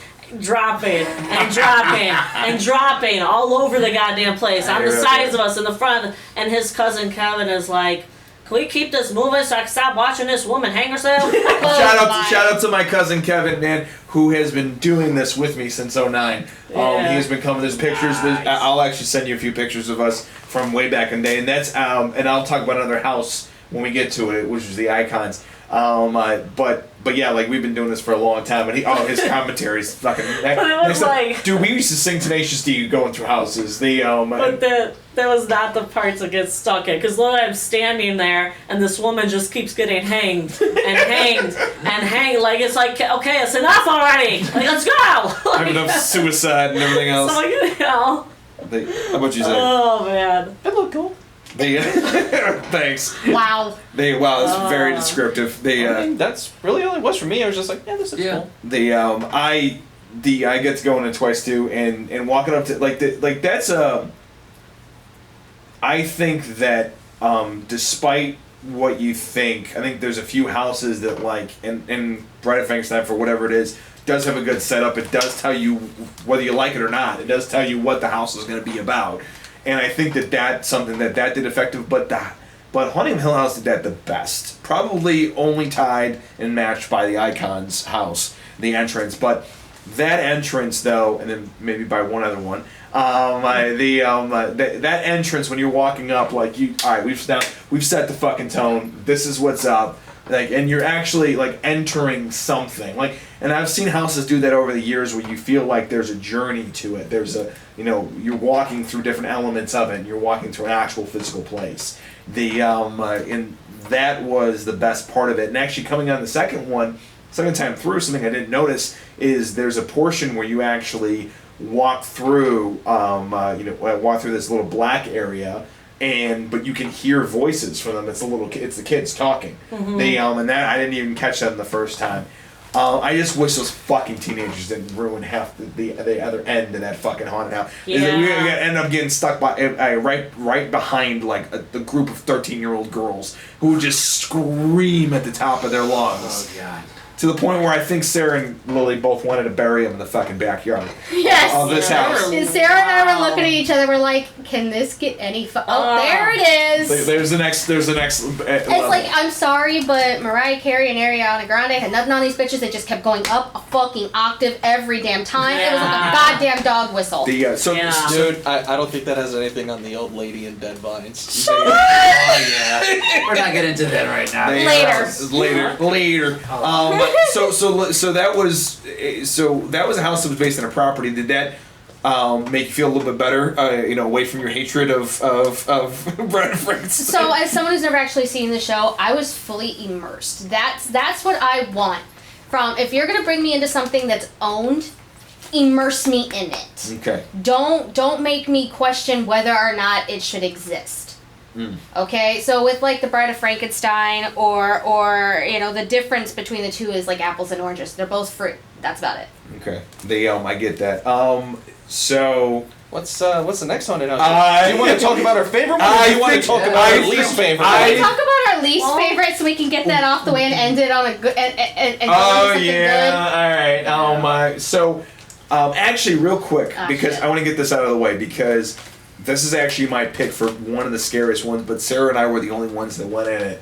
Was Growth. Wicked Growth. Wicked Growth was actually genuinely terrifying. And actually, aesthetically, it looked amazing because so that's the coolest part about some of these houses. They're non-property houses, when you're waiting in line, which is a whole other process. If you haven't checked out Sarah's metrics for time on TikTok, go ahead and go there. She'll tell you all about waiting in line. But that being said, when you're walking up to a lot of these unique houses, you can see the outside aesthetics. Wicked Growth did this fantastic, and so did Puppet Theater. Mm-hmm. The aesthetics from outside, you can see what the fuck's going on. You're like, oh shit, I can't wait to get in here and figure this out. So when you walk up, it breaks my heart that we didn't have enough time for you guys to see it, because you especially would have got a real kick out of this. It was, and especially Lily, too. There's a whole wall of jack-o'-lanterns. It was a whole front wall of jack-o'-lanterns. And you didn't tell me I needed to go to this? Sorry. Maybe I should have drugged you on the roller coaster instead of him. No, I wouldn't have gone. I'm smarter. So, and I know better because I've been on that. So when you walk up, it's all that, and then when you walk in, and by the way, I got maybe at least 10 feet in with my phone, by the way. No one said shit. That was the one time that the security guards weren't really around, and that's hilarious. They weren't around in one of the scariest fucking houses in the whole goddamn park. So we literally walk in, and it's this whole Wicked Growth thing. You're in nature and in the middle of the woods and everything else, but at some point you end up inside of a pumpkin, and you're literally inside. I wasn't paying attention. Inside of it. I was like, let's just get the fuck out of here. Sarah was actually genuinely very scared. Okay, again. So was I. I got Scared. It's just that this one had a lot of jump scares, a lot, loaded. Where every foot it was someone jumping at you. So I think that's what it was for me. I had just had it at that point because I get very, very frustrated after a while if I'm frightened too much. So at that point, once you're like, babe, look, we're in a pumpkin, like, just keep walking. I'm done with the pumpkins. I love it. I think I even like knocked that, there was like some stringy shit hanging. I was like, get the fuck out of my face. Let's go.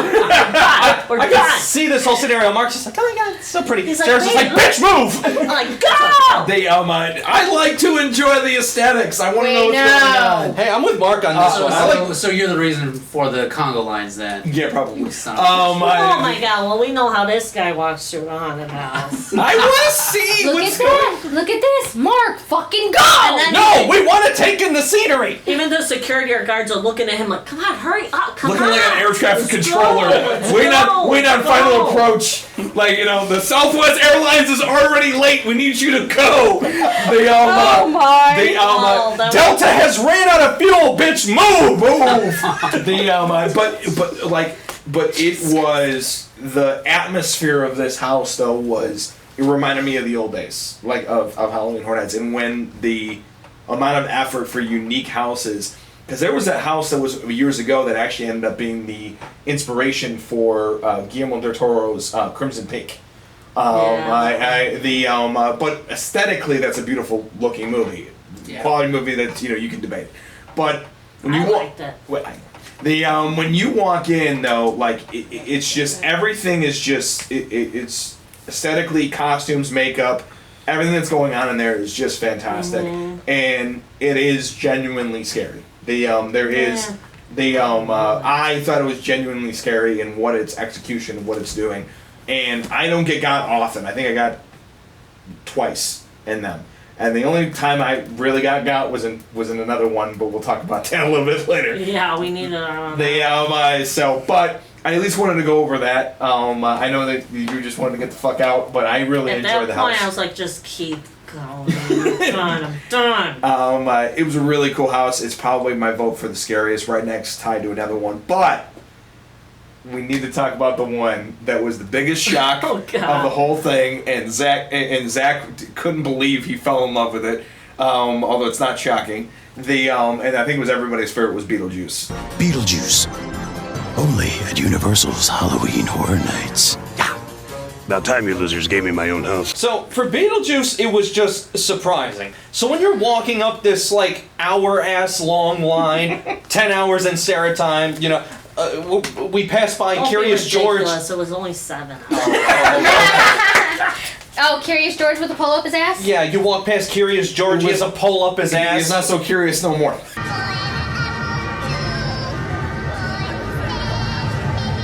Zach seems amused.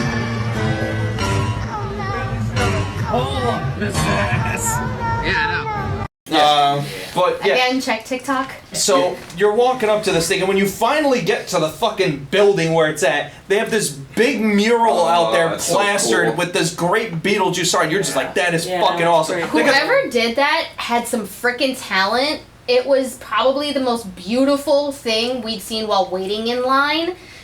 Waiting in line, okay. Probably a giant graphic that was just printed out. It wasn't, because the closer you got, I could see the spray paint lines. Oh, yeah? Okay. Somebody actually it's that wavy sheet metal. Yeah. They literally had somebody commissioned to paint that. Oh, wow. And it's literally just the sheet metal that they have tacked up to the wall so that they obviously can remove it, but more than likely, that was either done by one hell of a machine or it was done by a very, very talented graffiti artist. Maybe, and then also too, while you're approaching, they got the music. They got the Tim. They got the theme playing, and you're just getting in the mood. And then by the time you get in there, you got Beetlejuice up there just talking shit and just talking with all the people. And the guy did the voice really well. Oh yeah, yes, he was good. You underwear deal. I know, right? I'm thinking this. What do you think? I'm going with the sticker. No, maybe. I'll work on it. Oh yeah, dude. All of us are like being with a mod. Yeah, She did a good impersonation, yeah. But yeah, the best thing I liked about this house is it wasn't a house you just fucking walked through the conga line thing for. You actually had to kind of work for it, because the first thing you run into after you go up the long staircase while Beetlejuice is just talking to you is this swirly whirly tunnel of just death. I wouldn't call it death. I call it awesome. I don't do well in those. I love those. I just looked at the Listen. ground the whole time. That's the trick. I'm partially blind, and I couldn't walk a straight fucking line in flat shoes if you paid me. Yeah, Lily didn't really have flat shoes. No, she decided to wear her go-go boots or whatever they're called. Go-go. Eat me. Go-go boots. Explain to me what Spinning go-go tunnels are like flashing lights for people who have equilibrium problems. I literally, coming out of that, you can ask Sarah, I think I practically drug her down because I had my hand on her backpack, my eyes closed the entire time because for the first 5 seconds, I couldn't see. I went completely blind. It wasn't Sarah's backpack you were death gripping. Oh, was it onto. you? Yeah. As soon as I walked into that hallway, I just felt BAM! I'm like, whoa! Yeah, I was about ready to fall over the side and into the spinning tunnel. So I was like, let me not. And you had a few drinks too prior, so Listen, I could get completely shit-faced and still do backflips in my platforms. That room had me sideways. Yeah, no, it was. I don't know how. If any of you did, I don't know how you walked through while Because looking David's at loopy it. all on his I just own. looked at the floor. I the just whole looked at time. the floor. It was only stationary thing. So you just look at the floor and walk. Yeah, The entire time, I'm just like, I got this. BAM! Well, if you'd have followed, I'd have gone with you. Those are the I wish I best, fell. those are the best kind of houses, the ones that kind of fuck with your senses. Yes. Those are when I don't I like have those. fun. Well, that part was fine, but other haunted houses that we've been in were like you have to like crouch down and go through. Oh yeah, like you know, know, do American Gladiator bullshit. Oh, I love that. It makes it fun. That's immersive. But yeah, I like the fucking jungle gym. Just like you got to go through mazes of death and just crawling through hell. I love those haunted houses. I like to interact with my haunted house. Because if it's just a straight walk, it's just like, all right, well, you're just like every other haunted house in the fucking book. I will say Beetlejuice was the only place where the conga line worked out for us. Yes. Because we were all the strangers, just a bunch of fucking people who don't know each other, all at once simultaneously going into song.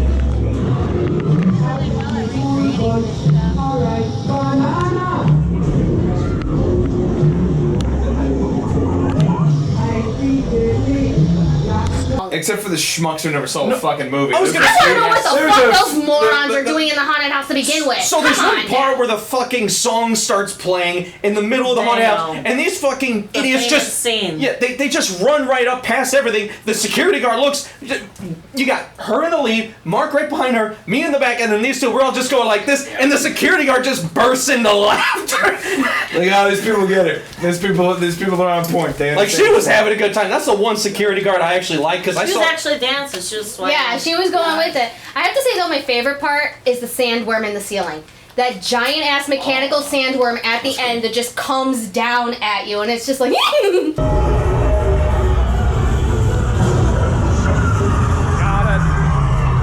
So the first time I went through, I caught the tail end of it, and I'm literally trying to hold up the line, stand there with them, like, come on, do it, do it, do it. I'm walking slow, do it, you son of a bitch, do it. And then I'm just like, I gotta go back. So the next day I went back and I'm like, you son of a bitch, I ain't moving. Bam. All right, I'm ready to go. So you know what the one thing too is that one is, you know, like I think they started introducing that like a couple of years ago. With started introducing fun houses, like, you know, ones that aren't necessarily scary. They did it with Killer Clowns from Outer Space a couple of years ago. I know. I thought you two would have just fucking just loved that shit. But they started experimenting with this idea of fun houses, and it was fucking whimsical, and also too, more importantly, you felt like you were in the movie. Mm-hmm. Like, you know, that was the best part. You felt like you were in the movie, and they had all the different elements. They had the different Beetlejuices were great. The different costumes. They shifted up costumes, which was awesome. And then I also had the small town replica, which was fantastic. They had, you know, who's his face, the flat guy from, you know. Yeah. They had The guy who got ran over. They had, you know, your main characters, your husband and your wife. They had them both during Juno, the scene. the caseworker in the beginning. They had them in the bridal wear when they start to get shrunk and she loses her mouth. They had that one down point. They had the fucking janitor, the one who said, you know, like these are ghosts that have been exorcised instead for the except the guy who played him was like way too fucking young to be playing him. Yeah. But even had the fucking demon priest. Yeah, they did. Pops out of nowhere, just like, Yeah. yo. Yeah, the only part that is disappointing though, and I would have loved to do that, but I'm sure they would have had some issue with it. Like was like the kicked over tree. Nice fucking model. You bunch of losers! You're working with a professional here! Nice fucking model! I really wish I had that. Was a guy like me to relax, feeling really anxious? Like- They had the fucking thing. Oh, yeah, the whorehouse. Oh yeah. Yeah, I mean, one really cool thing I noticed was obviously a lot of these characters are wearing some form of mask, some form of face covering, even behind the plexiglass.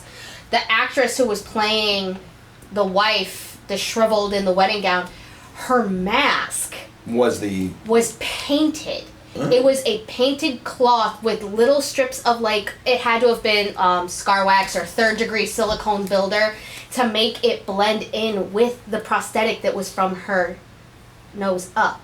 So I caught her at one point doing this. Yeah. Where you could see where the mask moved and it was her skin underneath.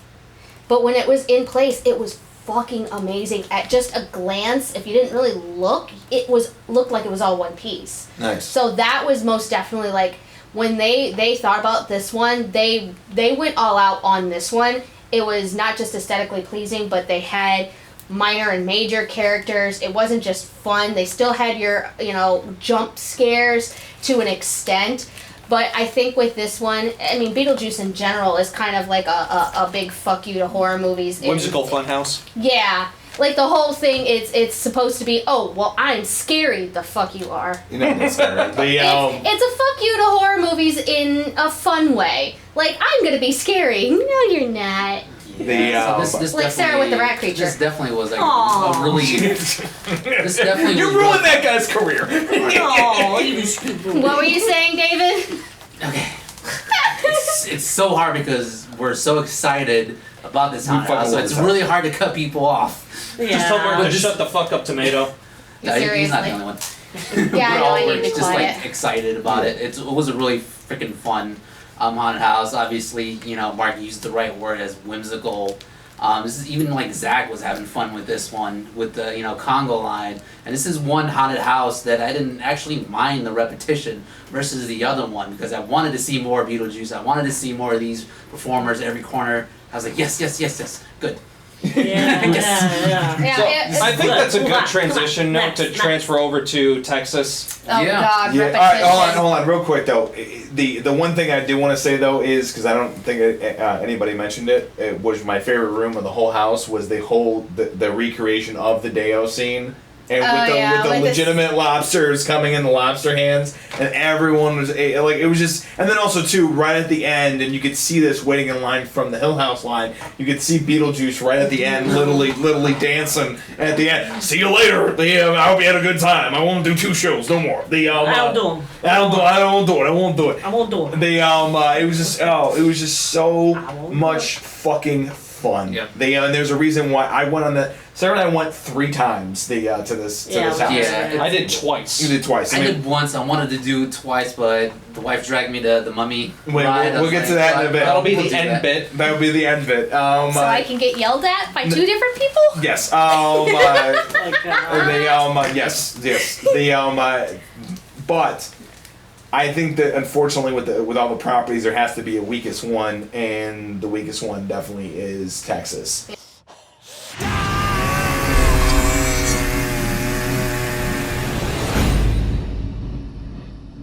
Yeah, the Texas And I'm gonna Chainsaw say one Massacre. good thing about it, and then the rest of it you can let it go rip. When you first enter, you did get, and this no other house did this, and I'm shocked that they didn't do this. Was the smell? They actually did a smelling thing where they smell like barbecue and everything. Remember that? Mesquite or whatever. Yeah, it's literally is that what you can. So I think it's called liquid mesquite. Yes. You actually use Liquid it for smoke. cooking or liquid smoke. In this case, it was the liquid mesquite. I've broken a few bottles of it. I know that smell. You actually can buy these things, and I know a website where you can get them. Fog machines can actually be used to emit smells. Cotton candy, popcorn. Disney uses them when literally the entire time you're walking through the concourse of Disney, it smells like buttered popcorn. It's actually a fog machine that is filled with a scent that instead of creating fog, it just emits the smell everywhere. Nice. So that's what they were using. And the fact that they were using fog machines as well, so you can actually mix the products together and you can emit fog that smells like smoke.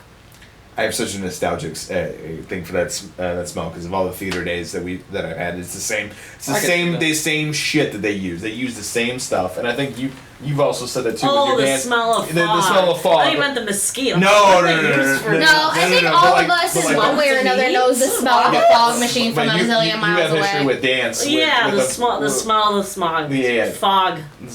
Fog. Machines. Smog is here. The smorgasbord. Yeah. Oh my god. Fuck you, Zach. Yeah, you're used to it. So, anyways, on the topic of Texas Chainsaw Massacre, one of the biggest problems that we all agreed was the house felt repetitive, but a thought just occurred to me.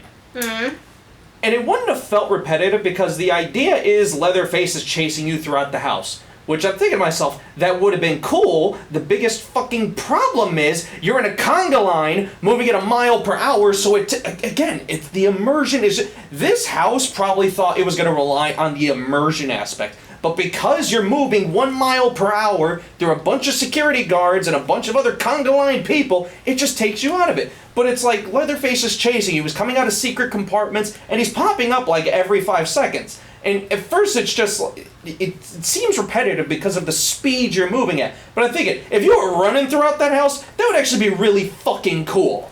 You know what? You're right. And it does make sense with the multiple people playing and coming out like that because you're right. You're supposed to be trying to escape from the house. Yes. And he is following you through.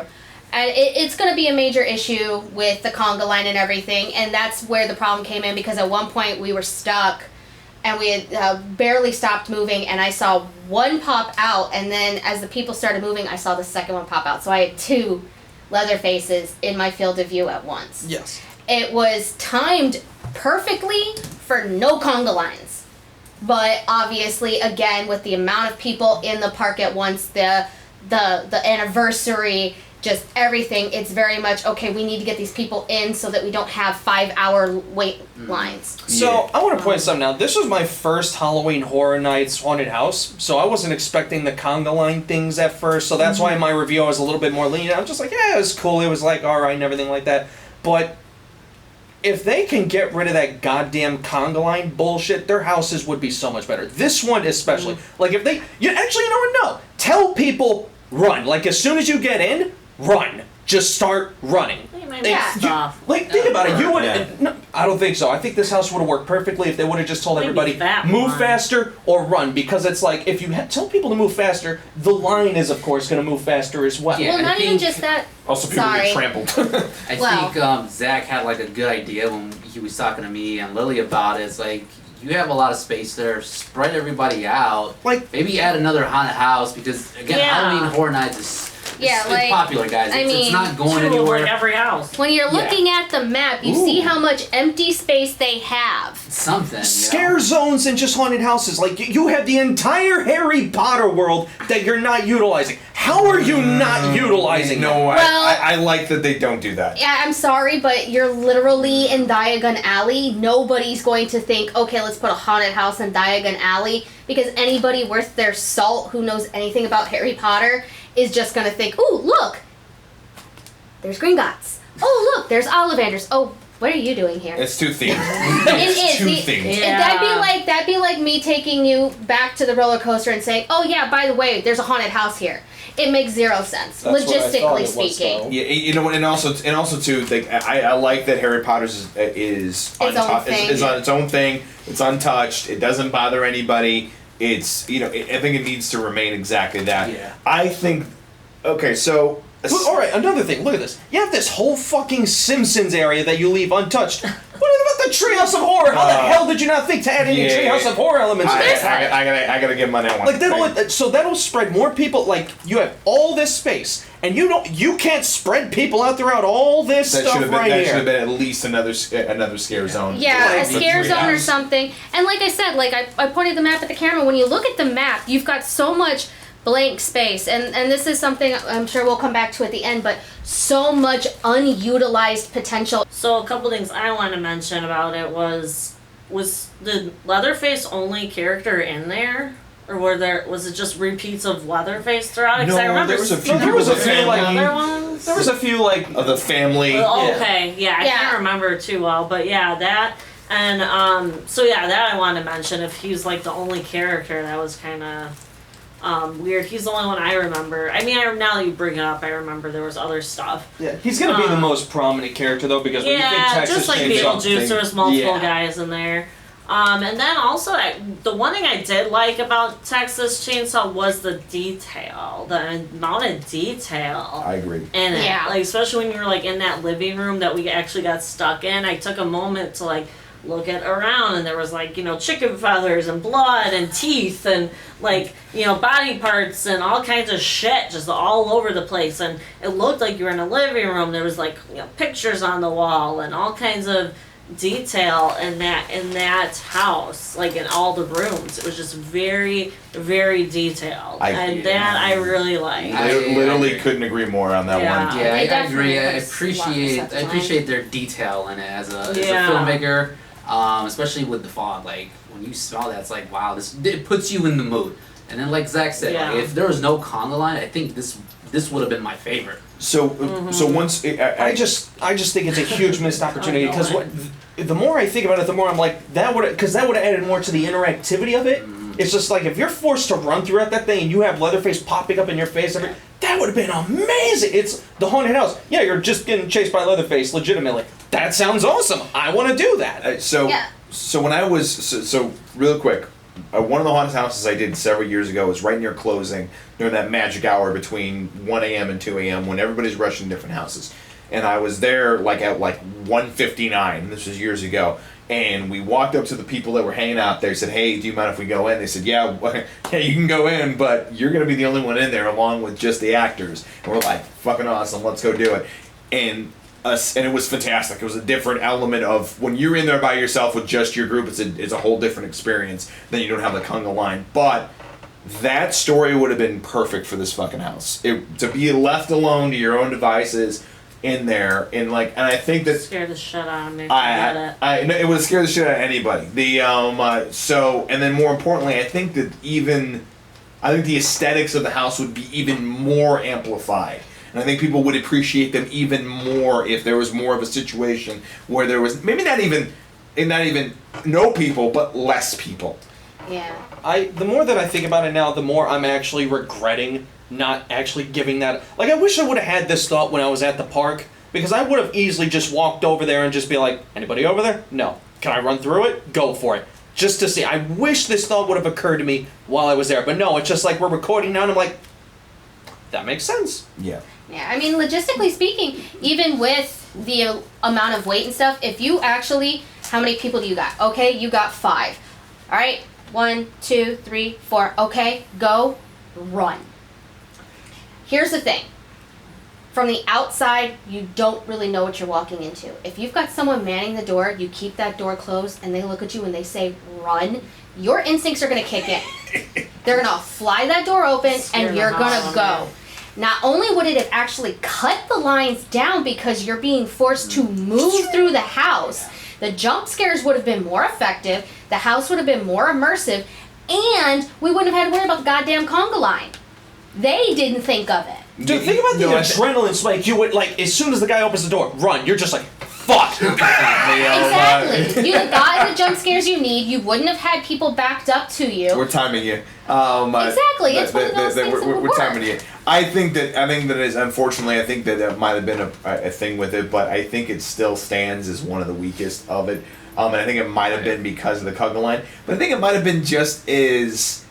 Disappointment? Just that too, and then I think we're all expecting, with the exception of Lily's emotional attachment to the original Universal monsters and everything else, I think all of us have some connection with Texas, and I think that is already in our head. We're like, this goes back to my thing, like about properties. Like I think you automatically have a different judgment of them because you already I already know these movies. I want to think this certain way. and then when you go in, you're like unrealistic expectations. Correct, and I think that becomes into problems. But I think overall, unfortunately, it was a weaker house. I've never seen the Texas Chainsaw Massacre. Yeah, me either. But But I've never seen scenes except one where the one chick escapes at the end into the back of the pickup. That's the only scene I've ever seen. In my head, I know who Leatherface is. I know the storyline, but I have never seen it, so I have zero expectations for this. Okay. But logistically speaking, based on our walkthrough of the house, the way it's set up, the idea that you are supposed to be escaping this person. You are supposed to be coming out the other side. You are the last bitch standing. You should have been adrenaline spike, balls to the wall, get me the fuck out of here, I want to survive the horror movie. That's what it should have been. I would have signed a fucking waiver if I had to. It's just like, this shit, this is gonna be awesome. We're talking about you. Yeah, I was gonna say, the moment I see that dotted line, I'm like, alright, this is gonna be fun. I think there's a haunted house like that. We have to sign waivers. I don't know which one it is. There's a whole documentary about it. It's great. It's on Slasher. I'm sorry, on Shudder. But I did want to. That's all great, but there's 2 extra houses too I wanted to get to because I think that they're both important. Can we do icons? That was what I was going to talk about. Was icons. We're back. And this time, it's all of us! Together for the first time in one terrifying haunted house. HHN Icons Captured. Only at Universal's Halloween Horror Nights. I think Icons.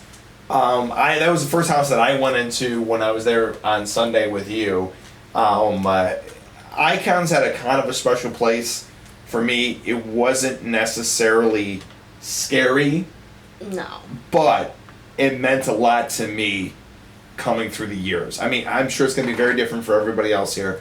But for me, knowing all those years and knowing the history of Halloween Horror Nights and being, doing research before I went, and then also and also just all the years and memories that I've had, coming down to Florida, it was a different kind of experience. It's kind of the experience that Sarah had for Haunting of Hill House. It was a pseudo emotional thing for me seeing all the icons, because I mean that's years of bonding with my cousin. Like that's years of the reason I came down. Like when he joined the military, I didn't go. I refused to go because I didn't want to go without him. It was a very serious thing with them. And then when he kind of had a more flexible schedule, we went ahead and did it. So when I was in there with all the different icons, and then like especially going through it with Kevin and Sarah, and I'm sure the audio was just quite entertaining for Kevin and me to go through it. I didn't hear you honestly. But when I was going through it, it was really cool. Like it was really cool that I was naming all the different icons from different years, and especially seeing at the very end they put a person on the throne. And by the way, I figured out they rotate people. They put different people every night on the throne. And the night that I actually it was the usher, which was the first year that I was at Halloween Horror Nights. So it was one of those things that it struck a chord with me in a very, very different way because of the emotional attachment. When I went through it a second time, kind of enjoyed it. It was pretty good. But like that first time, the same way that Sarah went through Haunting Hill House is the same way that I went there and I saw it and I'm like this is 12 years of my life. Did you cry? I didn't cry. Did you cry? You but sure? I cry, Sarah? Nah. This would have been a great moment. But a baby. But it was one of those things that it was very important. It was important to me, and it pretty much exemplified my entire history with Halloween Horror Nights. So full circle, because I was there on the 20th anniversary. And now I'm here on the 30th anniversary, and I hope to be at the 40th and the 50th. You won't live to see the 50th? Shut up. Thanks. It's all the boss's sauce. Mediterranean diets are good. But I think aesthetically it was cool. The opening is great. That music is bomb. And the fucking dolls that are up there on the top. That was just. Dude, all I know is I started headbanging. Like I just heard the music. I'm just like, all right, I'm gonna start. We all were headbanging. We were just like, yes, and at the end of the haunted house. Oh too, yeah. Like, fuck. And Sarah's like, oh boys, I mean, last time I checked, I didn't fall into that category. No. She was laughing at me.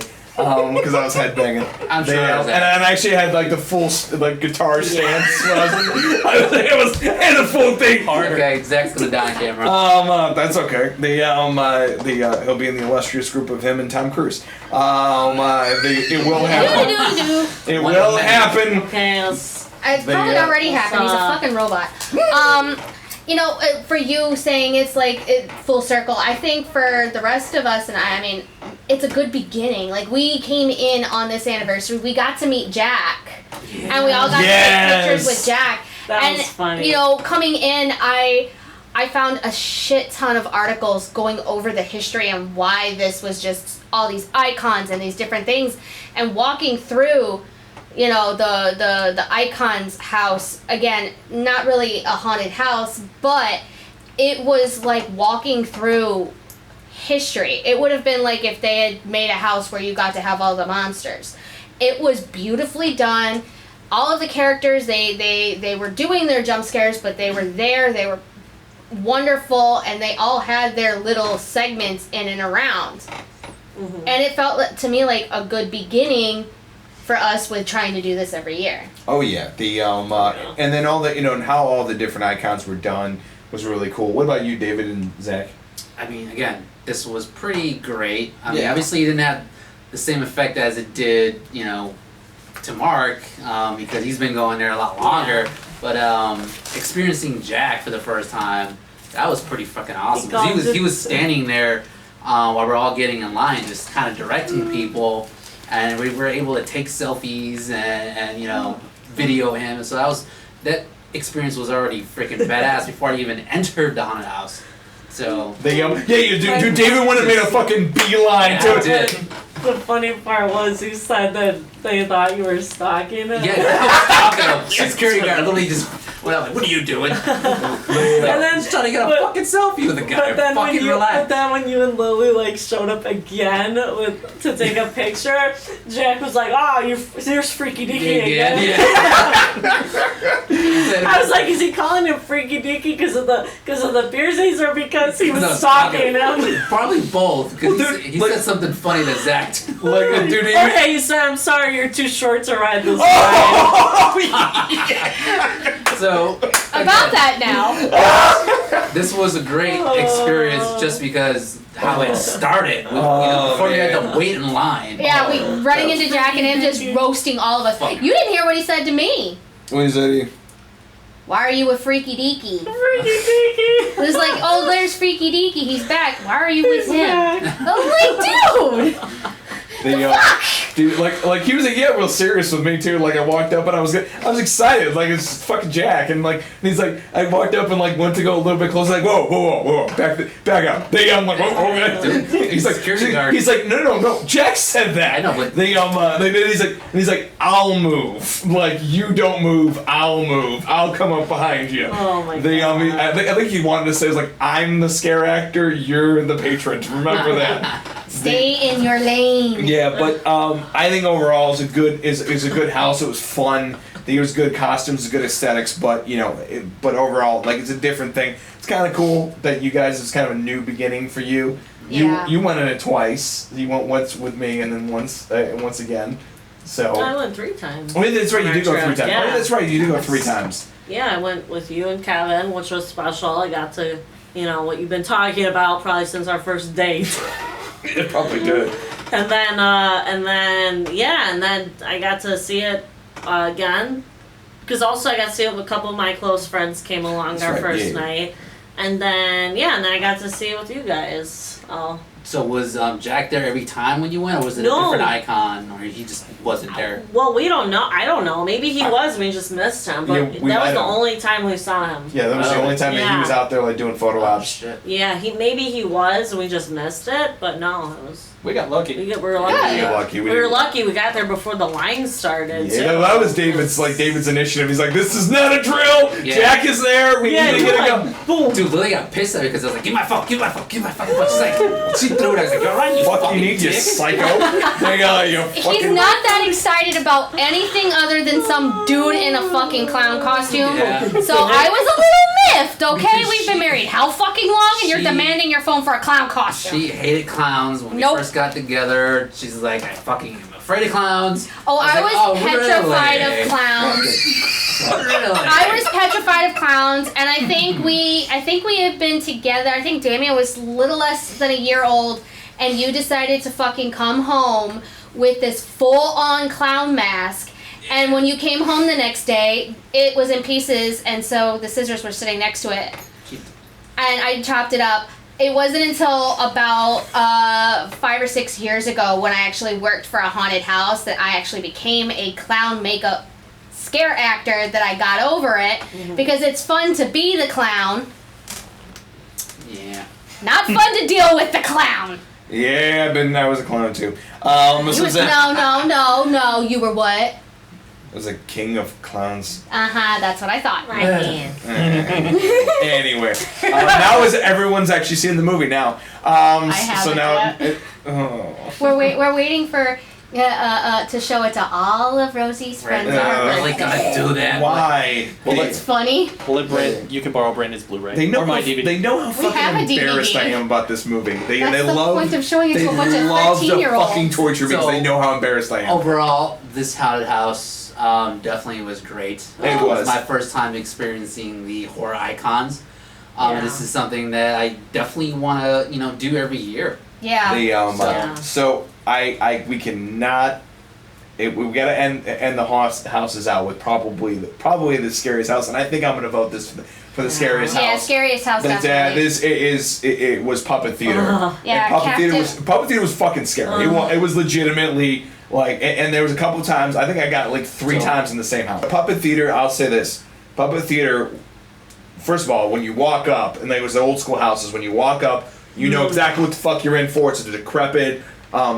Fucking vaudeville type ticket box, ticket box and like a front theater and like everything else, and You're walking through a hole in the side of the building. and then you're walking through a hole, but you see the whole ticket box thing. Then you walk into the hole, and they, I don't think Goosebumps used as much good fog than this house did. This house knew how to use some fucking fog. They but I don't get got a lot. I really don't.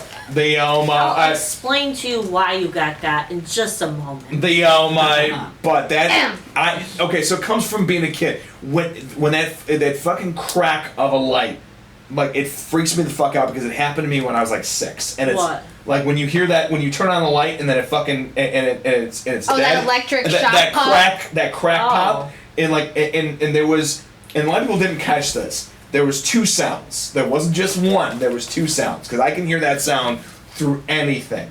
It was a sound of a light cracking, and then it was a sound of a fucking mirror breaking, and then somebody we're walking through an area that was like a dressing room, and then literally that crack sound, and I'm 6 years old again, and then the crack of a fucking mirror. And then somebody pulled up like a little like compartment where the mirror was, and then jumped the fuck out. Big head. I didn't even look at it. Scared the. What did it scared look the like? Shit. I don't even. So know here's the what it thing. looked I was know what watching it all looked this like. from like a foot behind him. I got so scared. I am so pissed I didn't get this on camera because of this piece of shit security guard up ahead. But here's the thing. So this is what happened. We're walking. The sound plays, and as the glass breaks, this dude just shoots out of the wall from like his torso up and just looks at Mark in the face. And all I see is him grab onto Sarah and leap backwards. And it was the funniest fucking thing in the world. You know what? I'm like, he got him!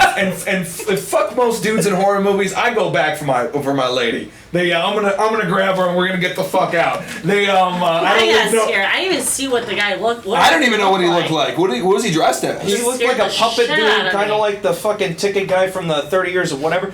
Here's the thing, I only got a glimpse of him because he was in and out. And he was in and out. It was fast. I can tell you what he looked What like. did he look like? What was it? So the whole thing is it's a ballet troupe trapped in a deserted with a puppeteer. So all of these people have been turned into puppets. That's the horror. Dude was dressed up like one of the ballet dancers from the Nutcracker. All of the actors, if you pay close enough attention, were humans turned into puppets to look like ballet dancers in the Nutcracker. Nice. Every single one of them. Akin to, if you listen closely at the very beginning when you're first walking in, that like music box music you hear playing, it's The Nutcracker. Sugar Plum.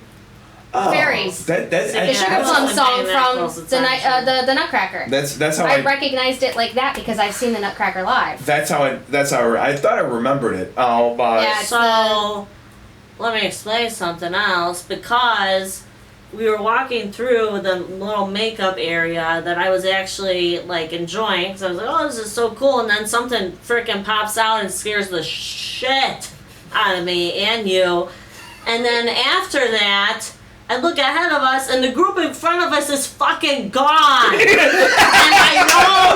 I know that you guys complain about the conga line the whole time, but for someone like me who has bad anxiety about this stuff, having a group in front of you, knowing where the scares are coming out, like ahead of you, it helps, okay? They put you at the front of the line. They were gone, and I was like, Mark, what?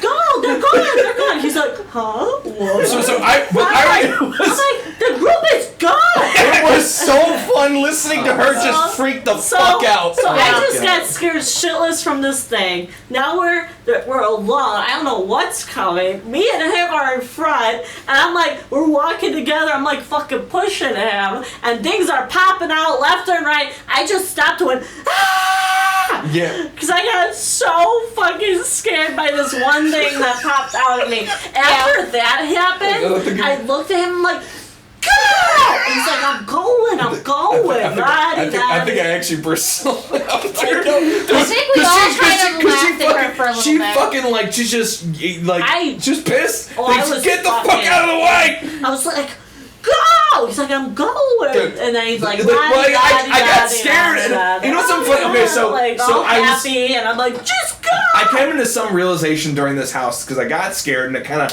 snapped me out of whatever. And I'm like, you know what? I probably should, instead of trying to point out where the fucking things are at, should probably be paying attention to the quality of the costumes and actually doing my fucking job. So I was like, you know what? I'm gonna slow down for just a second and take a look. Lost the whole group. and then You picked the wrong fucking house to do it. I bet I did. You pissed off the Sarah monster. That's scarier than any of the houses we went through. I don't know. I think it's very entertaining. I literally screamed, like my throat hurt after that. God. Because I literally just I think we went on Men in Black after that.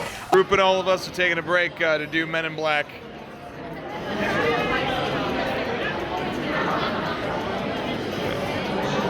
Sit down and get off our feet for a bit. Speaking of rides. No, hold on. But I want to talk about that because that was a phenomenal house, and I wanted to give it its credit it's due. So the costumes were good. Costumes were amazing. It was like we said, it was immersive because right off the bat, for someone like me, I recognize that music. I recognize those were people. They're puppets now. It's like dolls in the Nutcracker were put in a fucking blender. It was actually kind of creepy. It was. With the this one was like one of the brightest houses we went through, one of the brighter ones. Mm-hmm. So it wasn't as dark in there, but it was still kind of creepy, just to kind of see the details of the makeup. Yeah. Turning them into the actual dolls. I think they just kind of wanted you to see the details they put in. That was pretty cool. It was so worth it though. That house was beautifully done, beautifully executed, and again, like you said, Mark, something it's not, an owned material. So this is just somebody in a think tank, someone that says, let's just fuck with humans. It worked out beautifully. Correct, and I wouldn't be surprised or shocked if anybody came along and said, let's turn that into a movie. Oh, it would be an amazing horror movie. I mean, they've done it on countless different shows, playing around with murderers and serial killers, the idea of turning humans into puppets. Zach? Just watching you two was so fucking fun. Dude, no. So when it was fun because I'm over here trying to hide my bra camera the entire time. I see you two run, and the security guard looks my way. Like, where the fuck are you guys running? You're supposed to cover me while I film this shit. We lost the group. I just see her screaming and running. I'm like, fuck. I turn around. I'm like, David, So we got left behind. It's hilarious, I got so mad. Literally, there's a dude doing Shakespeare in one scene, and then the next scene was literally the makeup room. So I'm like, oh, I know this whole thing. And what the hell? It was worth every bit of the ticket price just to go into that one because that one is the scariest one and probably the best. One of the best aesthetically out there, so it's definitely worth it. I did want to do the little rundown for haunted houses, and actually I'll do them. David, then Sarah, then me, then Zach, then everything else. So David, for the houses, favorite costumes and makeup. Beetlejuice #1. Nice. Just because I'm a big fan of Beetlejuice. And then #2 would have to be. I'm gonna have to go with Bride. Nice. As I do like the costume design, whether you don't like it. We're not gonna have that. We'll have that conversation later. Best acting performance. Best acting performance. Beetlejuice. Done. Scariest. Scariest. Sorry, I have to think about this one. I want to have to go with probably the Puppet Theater. I definitely get that. It's creepy. Worst house. Worst house, Texas. What was your favorite house? Beetlejuice. They rock and roll. That's awesome. Sarah. This is hard. What was your favorite costume design and makeup? I like the Haunting of Hill House. Nice. I figured that. Favorite acting performance. I like the Bride of Frankenstein's acting in there. That was pretty good. Nice. The girl screaming when we came in, she's all screaming on top of the castle. And then scariest. Probably the Puppet Theater. Gee Willikers, Batman. I'm just shocked. Probably. Least favorite haunted house. Probably the Puppet Theater. Favorite haunted house. Beetlejuice. Nice. I'll go last. Zach, favorite costumes and makeup design. Leatherface. Really? Okay. Yeah. What was acting performances? Beetlejuice by far. Beetlejuice. Scariest. Mummy. Not a haunted house. I thought it was a haunted house. I was led to believe it was a haunted house. No, you weren't. You didn't listen. It's your own damn fault. Open your ears. All right. Okay. Mummy. That's my final answer. Least favorite house. Texas Chainsaw, just because of the lost potential. Yeah, no, I can get that. And then favorite house. Beetlejuice. I think we said 3 times. He's sitting right there. Anyway. So favorite costumes and design. Puppet Theater. Nice. Okay. Favorite acting performance. Beetlejuice. Just scariest house. I mean, Puppet Theater? I think everybody's on point with that one. I already know what least favorite house is, so why should I fucking ask? What's your least favorite house, Lily? The Bride of fucking Frankenstein lives! And your favorite house? Toss up between The Haunting of Hill House, only because I was so immersed, and Beetlejuice, obviously. Nice. I guess for me, my favorite aesthetics and set design would probably be Texas. Just aesthetically, it looked fucking amazing. The Leatherface costumes were great. It's kind of a tie with Haunting of Hill House and immersion and everything else. Acting performance is probably Beetlejuice because they had the most fucking fun. Oh yeah. But it is tied with Wicked Growth and Puppet Theater because the fucking. For scariest? Because I mean that, but I got. So for performances, I got to give credit where credit is due. If I get got. You're good at your fucking job. But scariest is a tie between Wicked Growth and Puppet Theater, but I'm gonna give it to Puppet Theater just for that fucking crack of the light. That gets me. Oh Jesus Christ, that was fucking. I didn't even hear scary. The crack of the light. Yeah, I didn't hear anything. I just got to see it all. At least favorite house is tough. I think I got to give it to Texas, just because I just think that there was lost potential there. I think that should be, and I'm gonna probably go with Sarah, and I'm gonna add on to Sarah's idea. That should be a house that should be a specialty house that you go with just your party. Like I would be okay if you had one house throughout the entire park where you just go in with your party, and there's no conga line. You just go in with your party, and then that's it. If there's a longer line, fucking so be it. Texas Chainsaw definitely should have been built that way, and I feel that's what it was built as, and then they're like, but wait, logistics. Exactly. And then, man, it's almost a tie between Haunting of Hill House and Beetlejuice. I really fucking liked Haunting of Hill House. I really did. It was beautifully It was a done. great done, but Beetlejuice has been in my life for a long fucking time, and I cannot believe that we all came out swinging with fucking Beetlejuice. It's kind of crazy that we all loved it so much. That house was just... It was beautifully done. It was fun. It brought in all of your characters, and having Beetlejuice up front and at the end, essentially talking shit the entire time, It was- so perfectly to the character, it was amazing. And of course, fucking with everybody the minute you walk in with the damn spinny tunnel, and it's just like, yeah, I'm sold.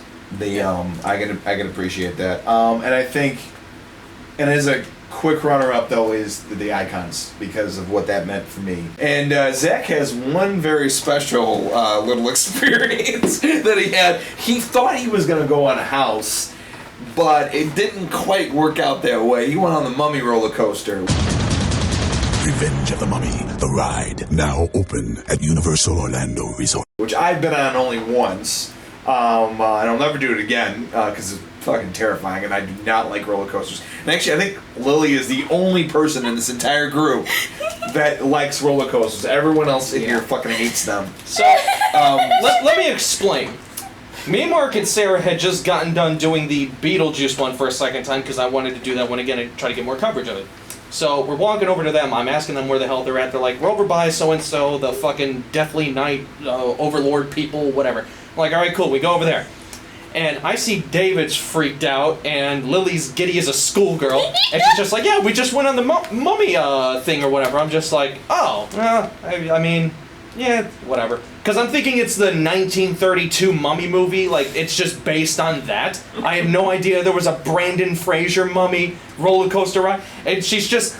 They're talking about it, and then Lily or David says the ceiling light's on fire, in my head, because that's the only thing I heard. And I go, wait, what? And they're just like, yeah, the ceiling light's on fire. This fucking plate, I'm like, all right, I gotta check this out. And Lily's just like, oh my god, yay! So she's fucking running in there. I'm asking if anybody else wants to join. Everybody's like, no! It's like, I ain't going back, and you can't fucking make me. For this, I'm out. So I'm a little weirded out. I'm like, all right, cool. You know what? I'm taking off all my fucking gear because I am not wearing this shit anymore. I'm like, here, take all this shit. So I'm running in there, and I'm going through, and I'm looking at this stuff. I'm like, yo, this stuff is really, like, decorated for the fucking mummy house. I'm like, holy shit. This is interesting. Lily is just fucking just like fucking running around, and then I get there and I see the roller coaster, and I'm thinking like, okay, that's an interesting way they're doing the haunted house. Oh my god! And so earlier, the day before, we went on the Men in Black ride. It was just kind of like shooty bang bang type thing. So I'm thinking, oh, okay, it must be like that. You just kind of ride through, and then it starts, and then she's just like, it's a roller coaster. Wait, what? And then just like, whoosh! I'm holding on for fucking dear life. I got the most deadpan face you could possibly see the entire time. I'm like, I will not show fear. I will not show fear. I will not show fear. And I'm just like doing this the entire way. And it's just like, there's like these weird fucking loop-de-loops. There's like weird colors all over the walls. And I'm here. For a second, I tried closing my eyes because I'm like, maybe if I do. Nope, still feel it in my stomach. All right, this is a weird feeling. Fuck. So... going through the entire thing, it's fucking weird. I don't like it. We stop, and I look up, and I'm just like, well, okay, that's green fire, but it's not the fire I was expecting. And we're going backwards. What the fuck? Oh my god. Finally get to the end, and then it's just like the ceiling legit lights on fire. You go through it, and then it ends. You see Brandon Fraser, and I'm just sitting here like... Yeah. I told you when we got on, it goes up, it goes down, it goes sideways, and it goes backwards. You still got on! So there's a great episode of Boy Meets World where Mr. Feeney and Corey go on a roller coaster. Yeah. That's Wait.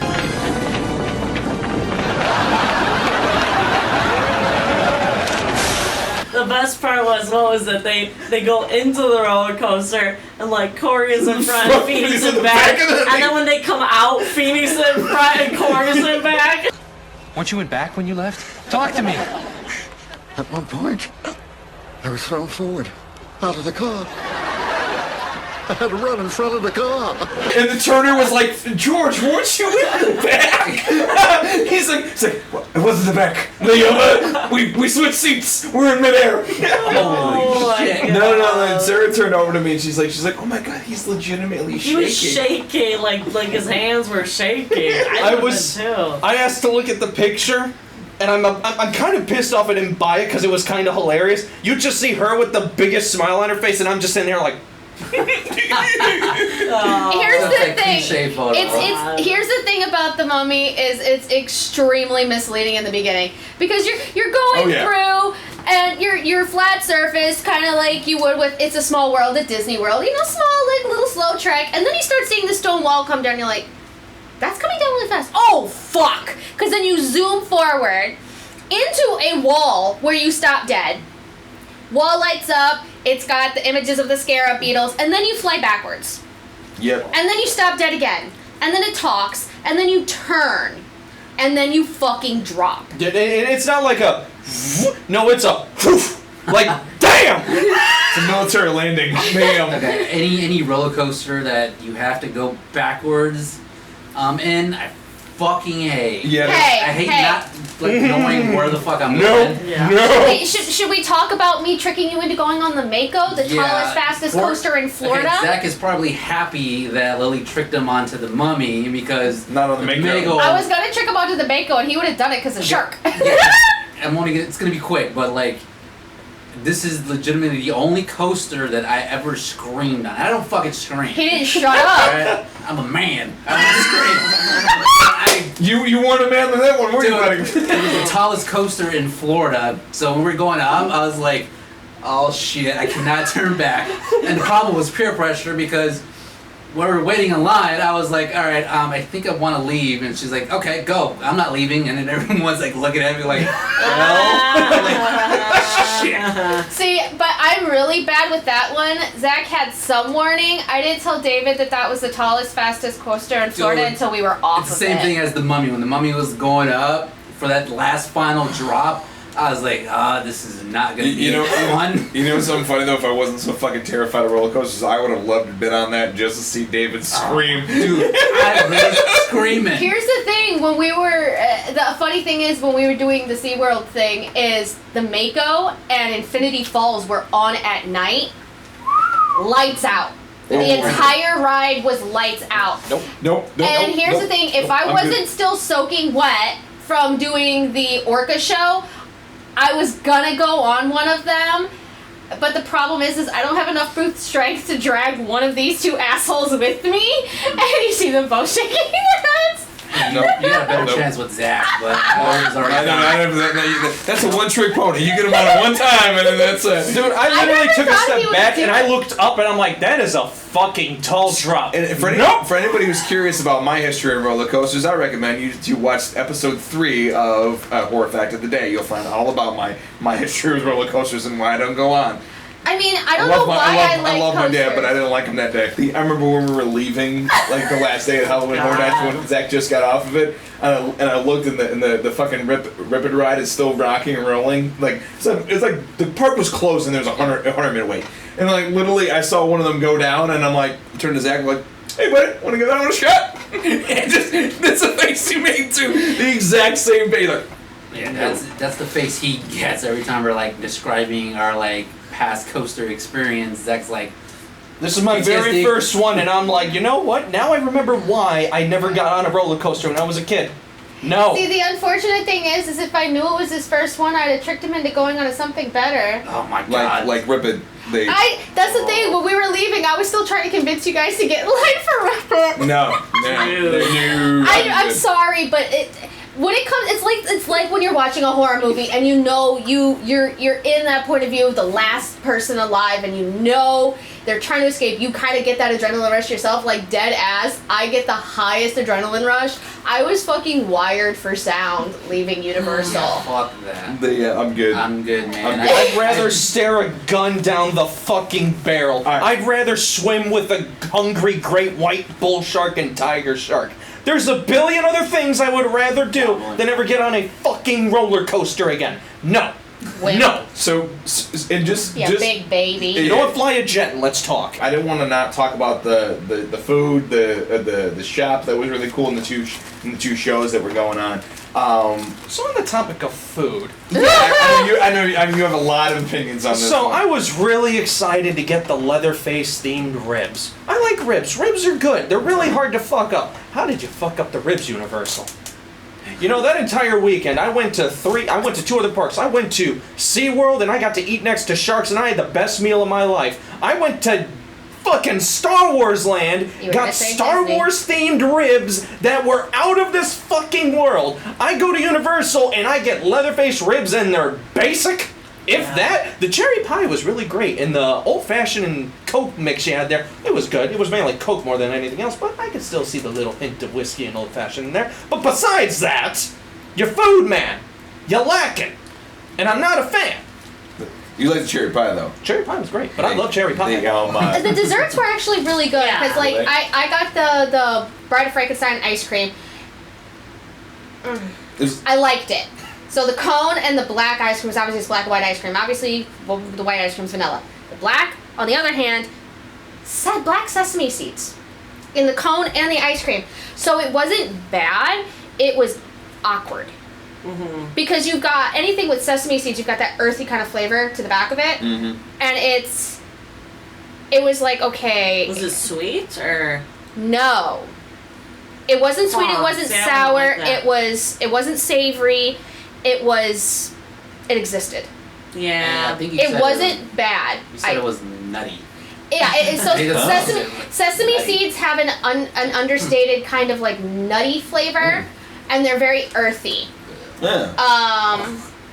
And the desserts were fucking good, because you even said you got the cake. Yeah. It was good. But walking around the park, you know those machines that you find everywhere that've got like the pretzels hanging in them? These asshats had giant fucking smoked turkey legs in them. You want to talk salmonella poisoning? When we went to the fucking Monsters Cafe, literally it's a fucking lunch line, and it's just there. You could smell it in the air. It was just like, I'd rather be in a high school lunchroom. It looked disgusting. It did.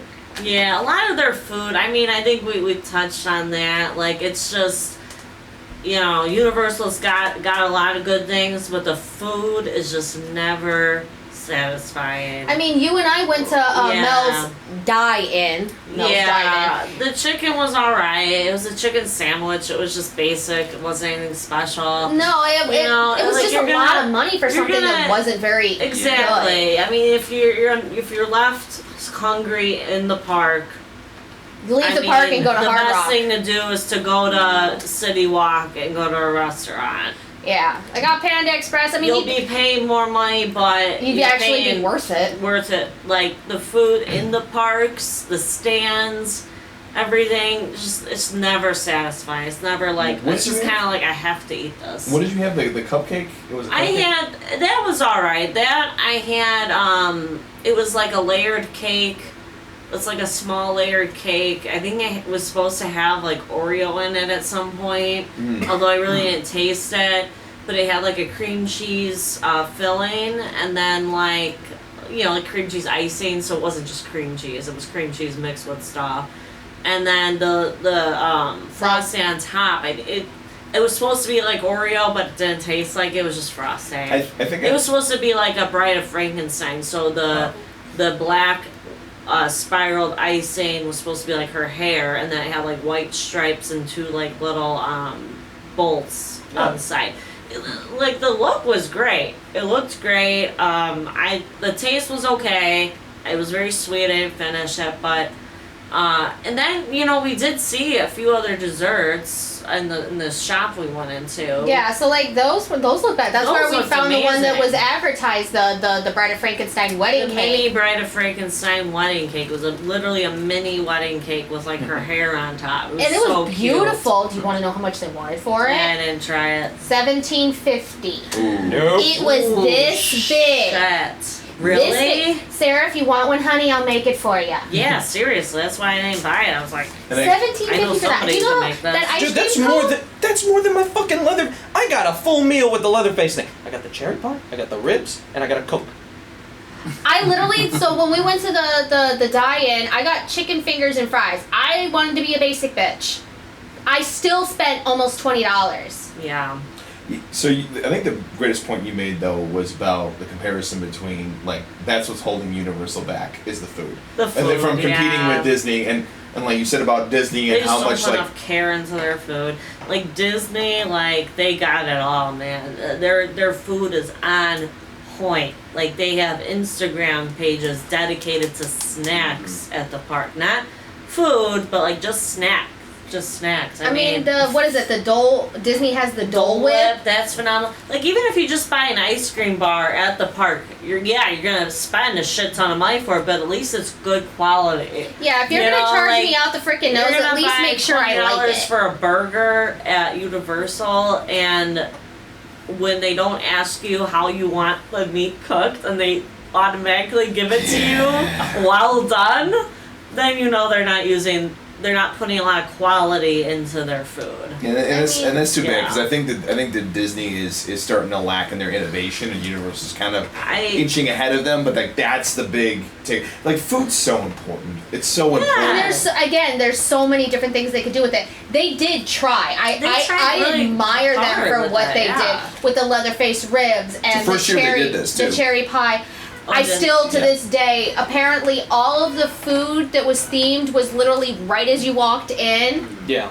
That's another thing that they did wrong because our assumption was, okay, it should be near its house. Well, one would think, Yeah, I was a smart one. I saw essentially the options there. I was like, nope, and then I was starting to hear experiences like from Zach. I was like, no, I'm good. I'm glad I didn't buy anything from there. Yeah. And I ate from, Hard Rock Cafe too. That was fucking amazing. Oh God, yes. That was good food. The one thing I will say though is I really enjoyed the drink that I had. I think I forget what it was called, like ghoul juice. Oh, you got one of the alcoholic? Yeah, I did. So you had the ghoul juice, which I don't know what it was. What was it? It tastes like a fucking Mai Tai. Like it was good. Like it was very good. Drink. I had the poison punch. I think it was, and it was like a iced tea based drink. I thought it was good. So the cocktails were good. I got an old-fashioned themed drink that was, it was more Coke than anything else. But like I said, it was good. I enjoyed it. Well, I stuck to drinking the freaking hard cider. I was not about to experience. If the food was terrible, I was not about to get the bad drinks. Well, you know the funny thing the liquor was fun. The liquor was fun. Halloween Hornets has been serving alcohol for its entire existence. So like they got that on point. Like they've been doing that for a very, very long time. So there's a lot more stuff. It's disappointing that like the only good food that I think that we saw was in the gift shop. And that's a good transition. We can talk about the gift shop. Yeah. Because the gift shop was really cool. So Sarah and I went into that shop. They have a main Universal shop where we picked up a few things, but they also have like a tribute store dedicated only to that. And we Halloween Hornets. And we actually went in there a year ago when they didn't have the event. And it sucks they didn't redo this, but in the hallway that was separating the two stores, they had blown up pictures of every single year of all the maps, all the front covers of every single year, all the way down. And I'm like, that would have been beautiful. And I'm like, this is so like. Sarah knows, like, I was really cranking in the Sarah time when I was in that hallway. She's like, can you please come? The hallway. I was like, there's all this cool stuff, and you're like amazed by the hallway. It was every single year since the very beginning, and some of the footage from those years are gone. Like I don't even know. Like, and I actually asked one of the ladies. I was like, can we please, like, do you guys sell T-shirts of every year? Yeah. And she's like, no. And I was like, I would buy them right now. Like I would buy every single year. You could buy the map. Yeah, I asked about it. She's like, no, we really don't have them. Like they're blown up from old pictures, and like we don't really have them anymore. But like they're taken from different years, and I'm like, oh man, that would have been so fucking cool.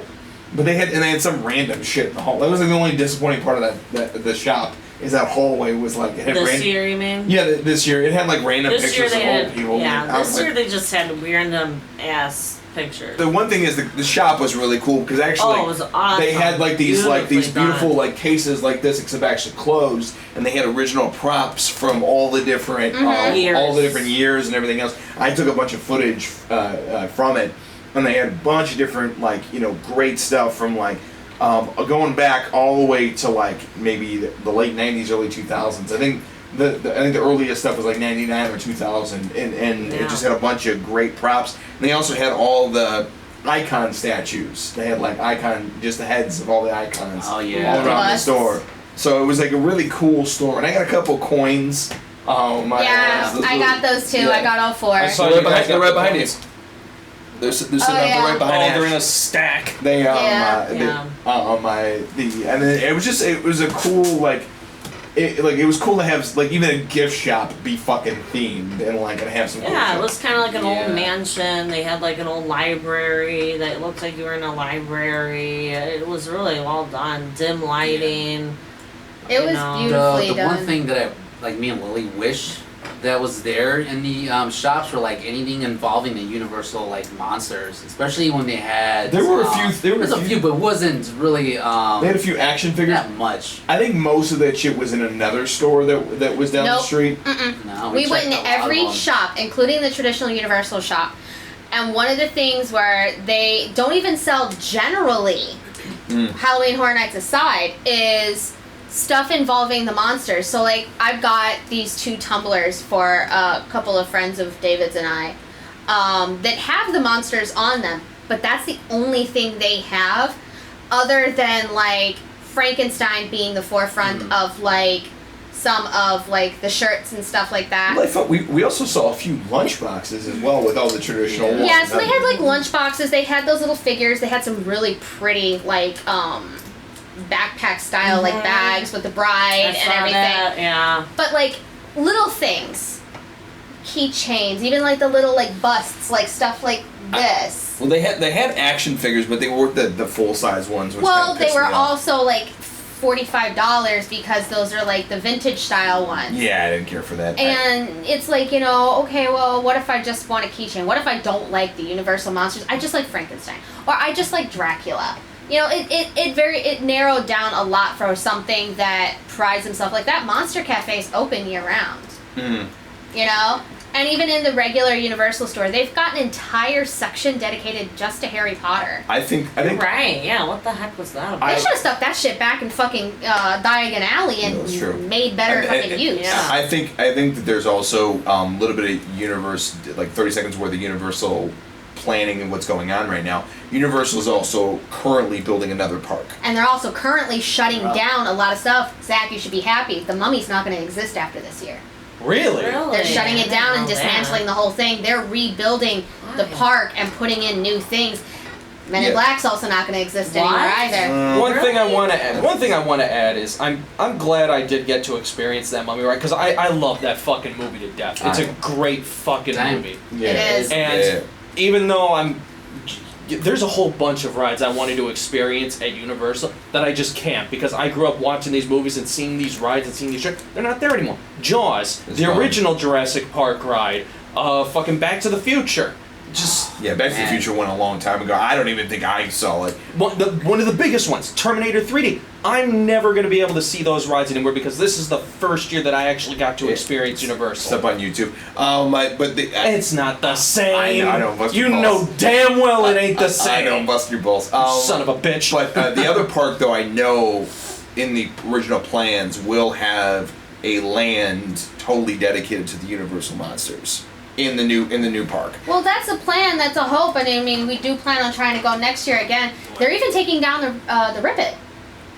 You know what though? But that has so many mechanical problems, and like that's a whole nother. Oh my God! It shuts down all the time. It has so many mechanical issues. So realistically, Universal can chameleon its way through. I mean, it is a good idea. You can't just keep the same thing. You gotta keep up with the times and stuff like that. And hopefully, when we go in next year, it'll, we can get past the whole, restriction with everything, and we can get into it. Again, growing pains, I think, were more on our side than anything. Yeah. Since it was, you've been doing this for God knows how long, and for the don't get me wrong, though. rest of us. It has been a couple years. It's been about three years or so since I had gone to it. So I mean, I was getting used to it just the same. So the one thing too, I didn't want to miss out on because both of you made a comment about it, and I thought it was really fucking cool.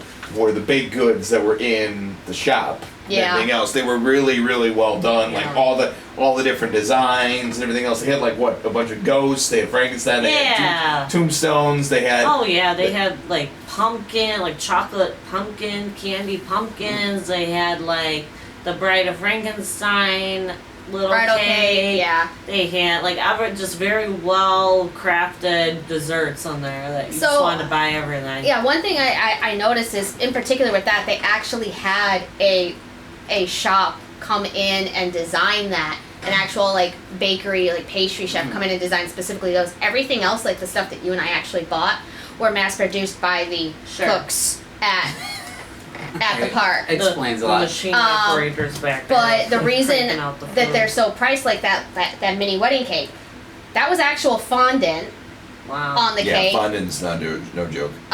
They Fondant's had how they make how other syrup made your Jason cake. when we they had these candied apples. They're called glass apples. Yeah. And those things, like off the bat, like I'm looking at the prices of things and I'm like, I can understand why it costs that much, but oh my god, it costs that much. Yeah. I mean, at that point, you don't even want to eat it. You just want to fucking, frame keep it. You know. Well, yeah, that's just it. That's Sarah's element, the cutesy side of Halloween. That was very cool. I mean, they were definitely really well done and they were well within the very theme. artistic. I just kind of wish that there was a little more. I mean, it did kind of stick solely towards the Bride of Frankenstein and like the Universal monsters, which I'm happy for, but there wasn't anything else dessert-wise that kind of went with the rest. Aside from the cherry pie, which was actually served at the place where you got your ribs. And it was good. They didn't have, I swear, I still can't find, we looked, even when he told me everything's right here, I still looked. I could not for the life of me find anything that they had associated, that they had advertised for Beetlejuice. I think there was some poor. I think the foods were a good idea. I think it was a good effort from an aesthetic purpose. Poorly executed. I don't think the organization of the location of different things and not properly listing where things are at on the map was a problem. But I also at the same time though, I know it's Universal, but it was also the first time they ever tried food. They ever tried themed food. If that's the first time they tried to do it, then okay, yeah, definitely growing pains. First time they ever tried to do it. So I do want to talk about, Sarah and I very quickly will talk about the show, because this show that you guys didn't see was the water show. You saw the back end of it.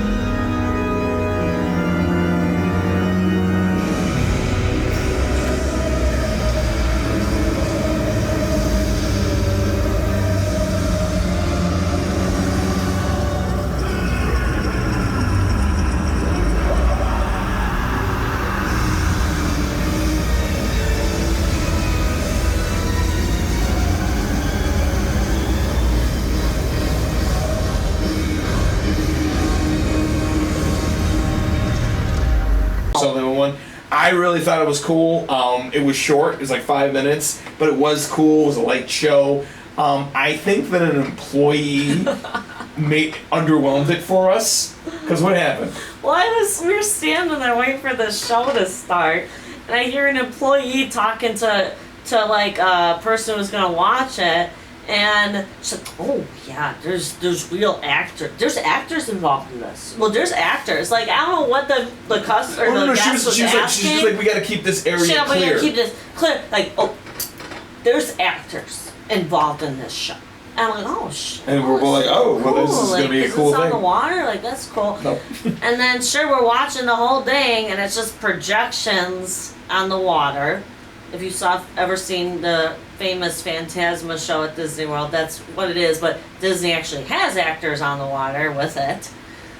This one, just, nope, no actors on the water. This is a light show. It was just projections onto the water. It was just like a movie. It was just a montage to the Halloween Horror Nights. It was kind of like a happy 30th anniversary to you. Okay, we got Frankenstein. Okay, Beetlejuice. Hill House. And Texas. And then here's Jack. Don't go alone. And then it was done. We're like, oh, where's the actors? I'm looking behind me. I was actually looking behind me during the show. Like, where are the actors? Where are they? Are they coming out now? Oh no. Oh, okay. Maybe not. I would have went up and been like, where are the actors at? The like I think Drew's just trying to tell that lady to not fucking stand in the middle of that area. It was cool. Like, and actually, you know, the funny. I like the intro because like you get like a person like who's recording it, and then like you literally hear some like very chipper voice, like, you know, this show will contain things. And then all of a sudden you hear him say, "Hey, what are you doing in here? What are you doing? What are you doing?" And like you literally hear him getting stabbed in the throat. And then another voice comes on. I think it's supposed to be Jack. And then some other dark voice comes on, like I'm now your new host. And like, just so you know, and like I thought it was a creative way. It was a creative way to get it done. It was a cool show for being a light show, very quick, 5 minutes, but it was cool to see. And I can't remember if I've ever seen a laser water show at Universal before, so it was kind of cool. It's good to see one, but overall, I mean, it was okay. Yeah, I think we were all far more impressed with the other show. Had Pyro. And the fire show. And Zach's future wife. Yes, it had a lot. This was an actual like, I guess, magic / aerobatic. What was that one magic trick at the beginning? Had some magic tricks in it. No, they had like 2 magic tricks. Oh, did it? Okay, yeah. Yeah, what was it called? The Nightmare Fuel? Oh yeah, Halloween Nightmare Fuel. A new show is igniting Halloween Horror Nights featuring fire, pyro, and aerial performers. Isn't fire and pyro the same thing? That's just a double negative. One's flamey, one's exploding. Yeah.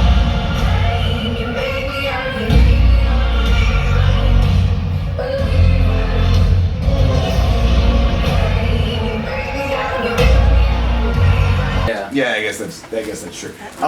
So just a little tiny bit of backstory. This actually replaced Bill and Ted's Excellent Adventure show, which was a staple for Halloween Horror Nights for a long time. Essentially, the idea was that Bill and Ted would like activate the phone booth and then bring in like a bunch of people that were from pop culture from that year, and they make fun of them. It was like a giant South Park episode. Like they would just make fun of like different pop cultures. It was really good. The best one I ever saw was the first year. It was really fun. You can watch it on YouTube. It's fucking hilarious. It kind of got a little stale over time, but it was still funny. I'm kind of glad they replaced it. They needed to do something different because it was fun. It was a nice break, but I think they needed something that wasn't so comedy-driven. They needed something that was a little bit more like entertainment-driven, rather. So I think that this was... And they would have dancers with the Bill and Ted show, but like... It wasn't like this. This show was fantastic. This show was very nice. Fun fact about Zach fell in love with the lead actress or the lead dancer that had a bunch of knives, and she looked like that one chick from the new Mortal Kombat. She was doing pole dancing and all kinds of erotic dancing and fire and knives and pretty much all of Zach's personality. Yep. You know, fun fact about that show is the actual like the magic trick at the beginning. The guy who created it, and actually the guy who's in this show, he was his he learned the trick from his mentor who created it. It was actually famous for being on America's Got Talent, and the dude did not make it to the finals because he was deemed to be too scary.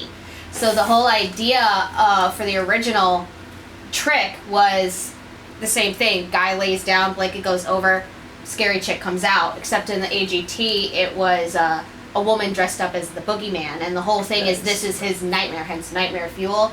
The whole thing was very had a lot more tricks to it in AGT, obviously, with it being a magic show then, but the dude who actually did the performance at Halloween Horror Nights, he mentored underneath the original magician, but magic was his beginning, but he fell more into performance art and dance, pyrokinetics, aerials, and things like that, bringing in more of the Cirque du Soleil side of it and playing into horror. So we had a bunch of legitimate, like, awesome, like, metal pyro dudes, and then we had the one guy, like, I just want to say my favorite part real quick is actually the acrobatics when they played Rob Zombie's Dracula. And he went up, and I'm like, yeah, this is fucking fantastic. Oh, with the silks? Yes, with silks. That's what they're called.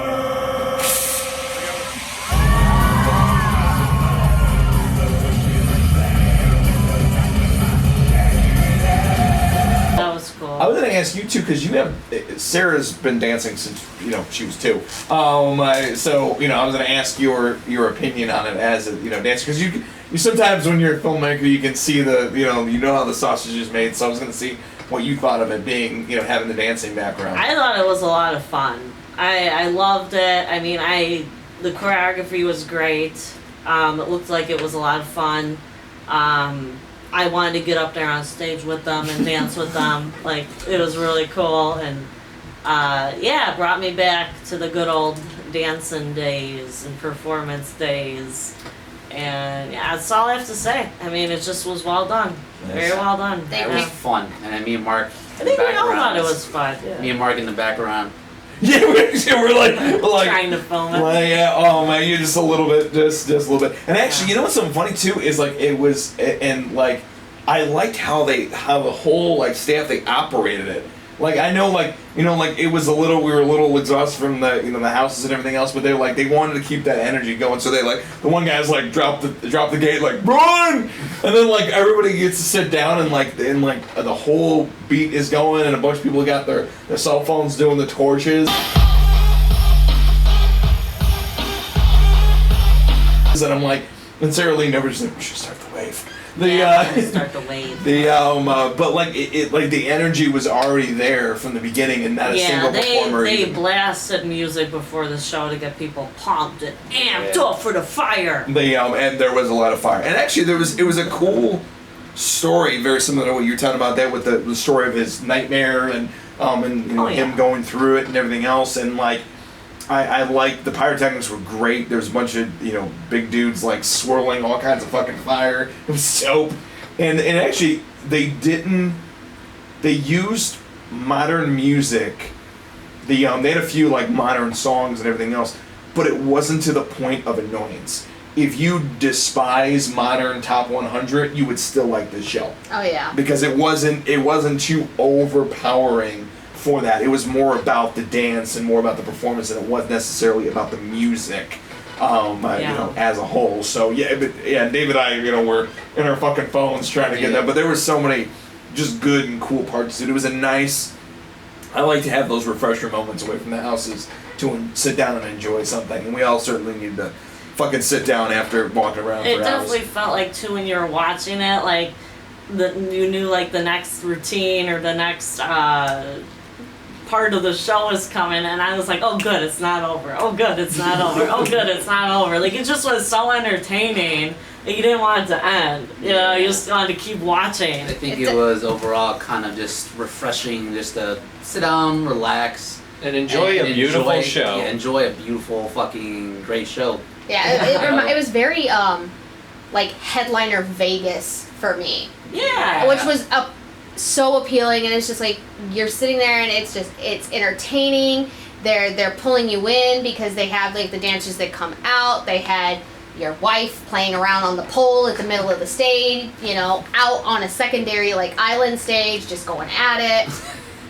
She was so beautiful. Had a great storyline with it being his nightmare and the nightmare attacking him up to the end where he's part of the nightmare. Yeah. It had everything that pretty much anybody would like. I mean, the only reason for you not to like a show like that is that you're just fucking weird. Yeah, that's true. Zach, any other notes on your future wife or your wishing to be future wife? She was so beautiful. And the last question: What was your guys' impression of Halloween Horror Nights? Fun. It was.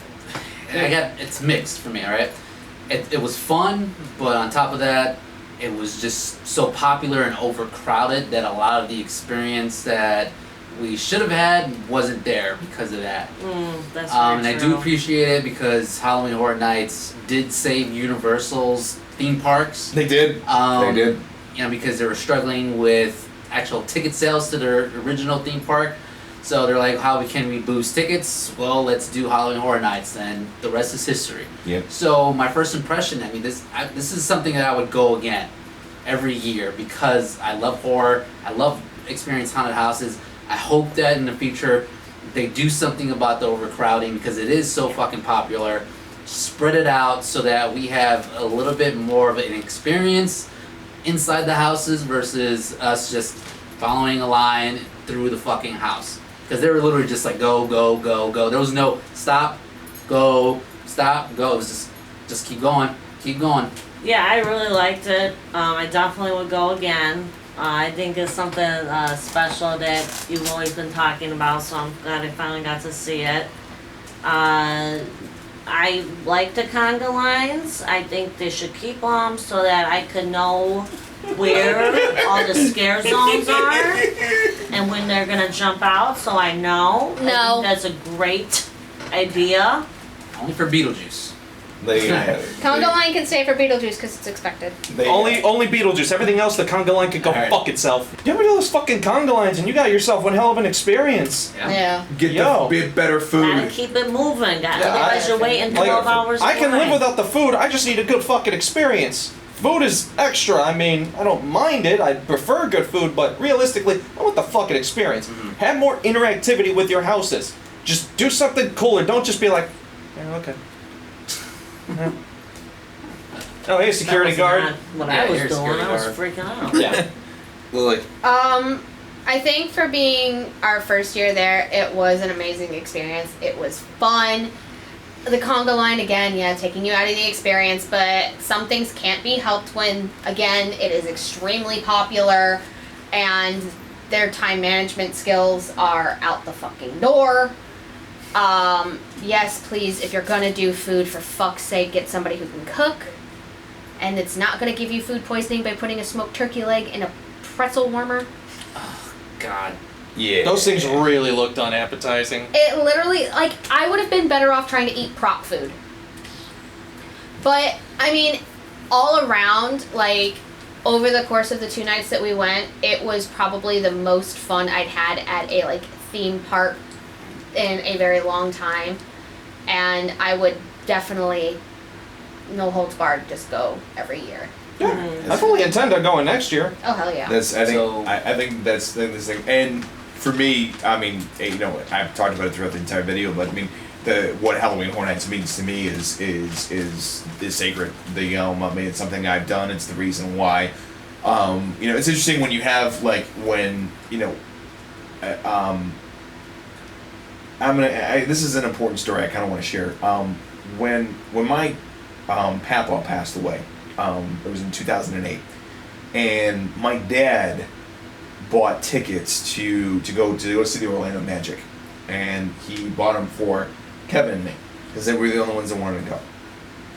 And I remember at that game we were talking about Halloween Horror Nights, and I've never said this out loud. I never even talked to anybody about it. And we talked about going there in this game. Right, there was the day we buried him. We literally buried him, and then we went to the game. Just because we needed to not be there. And we talked about doing Halloween Horror Nights. And and he represent, you know, Halloween Horror Nights and our relationship have run hand in hand with each other. And, you know, and that's, you know, he's a cousin and become a dear friend.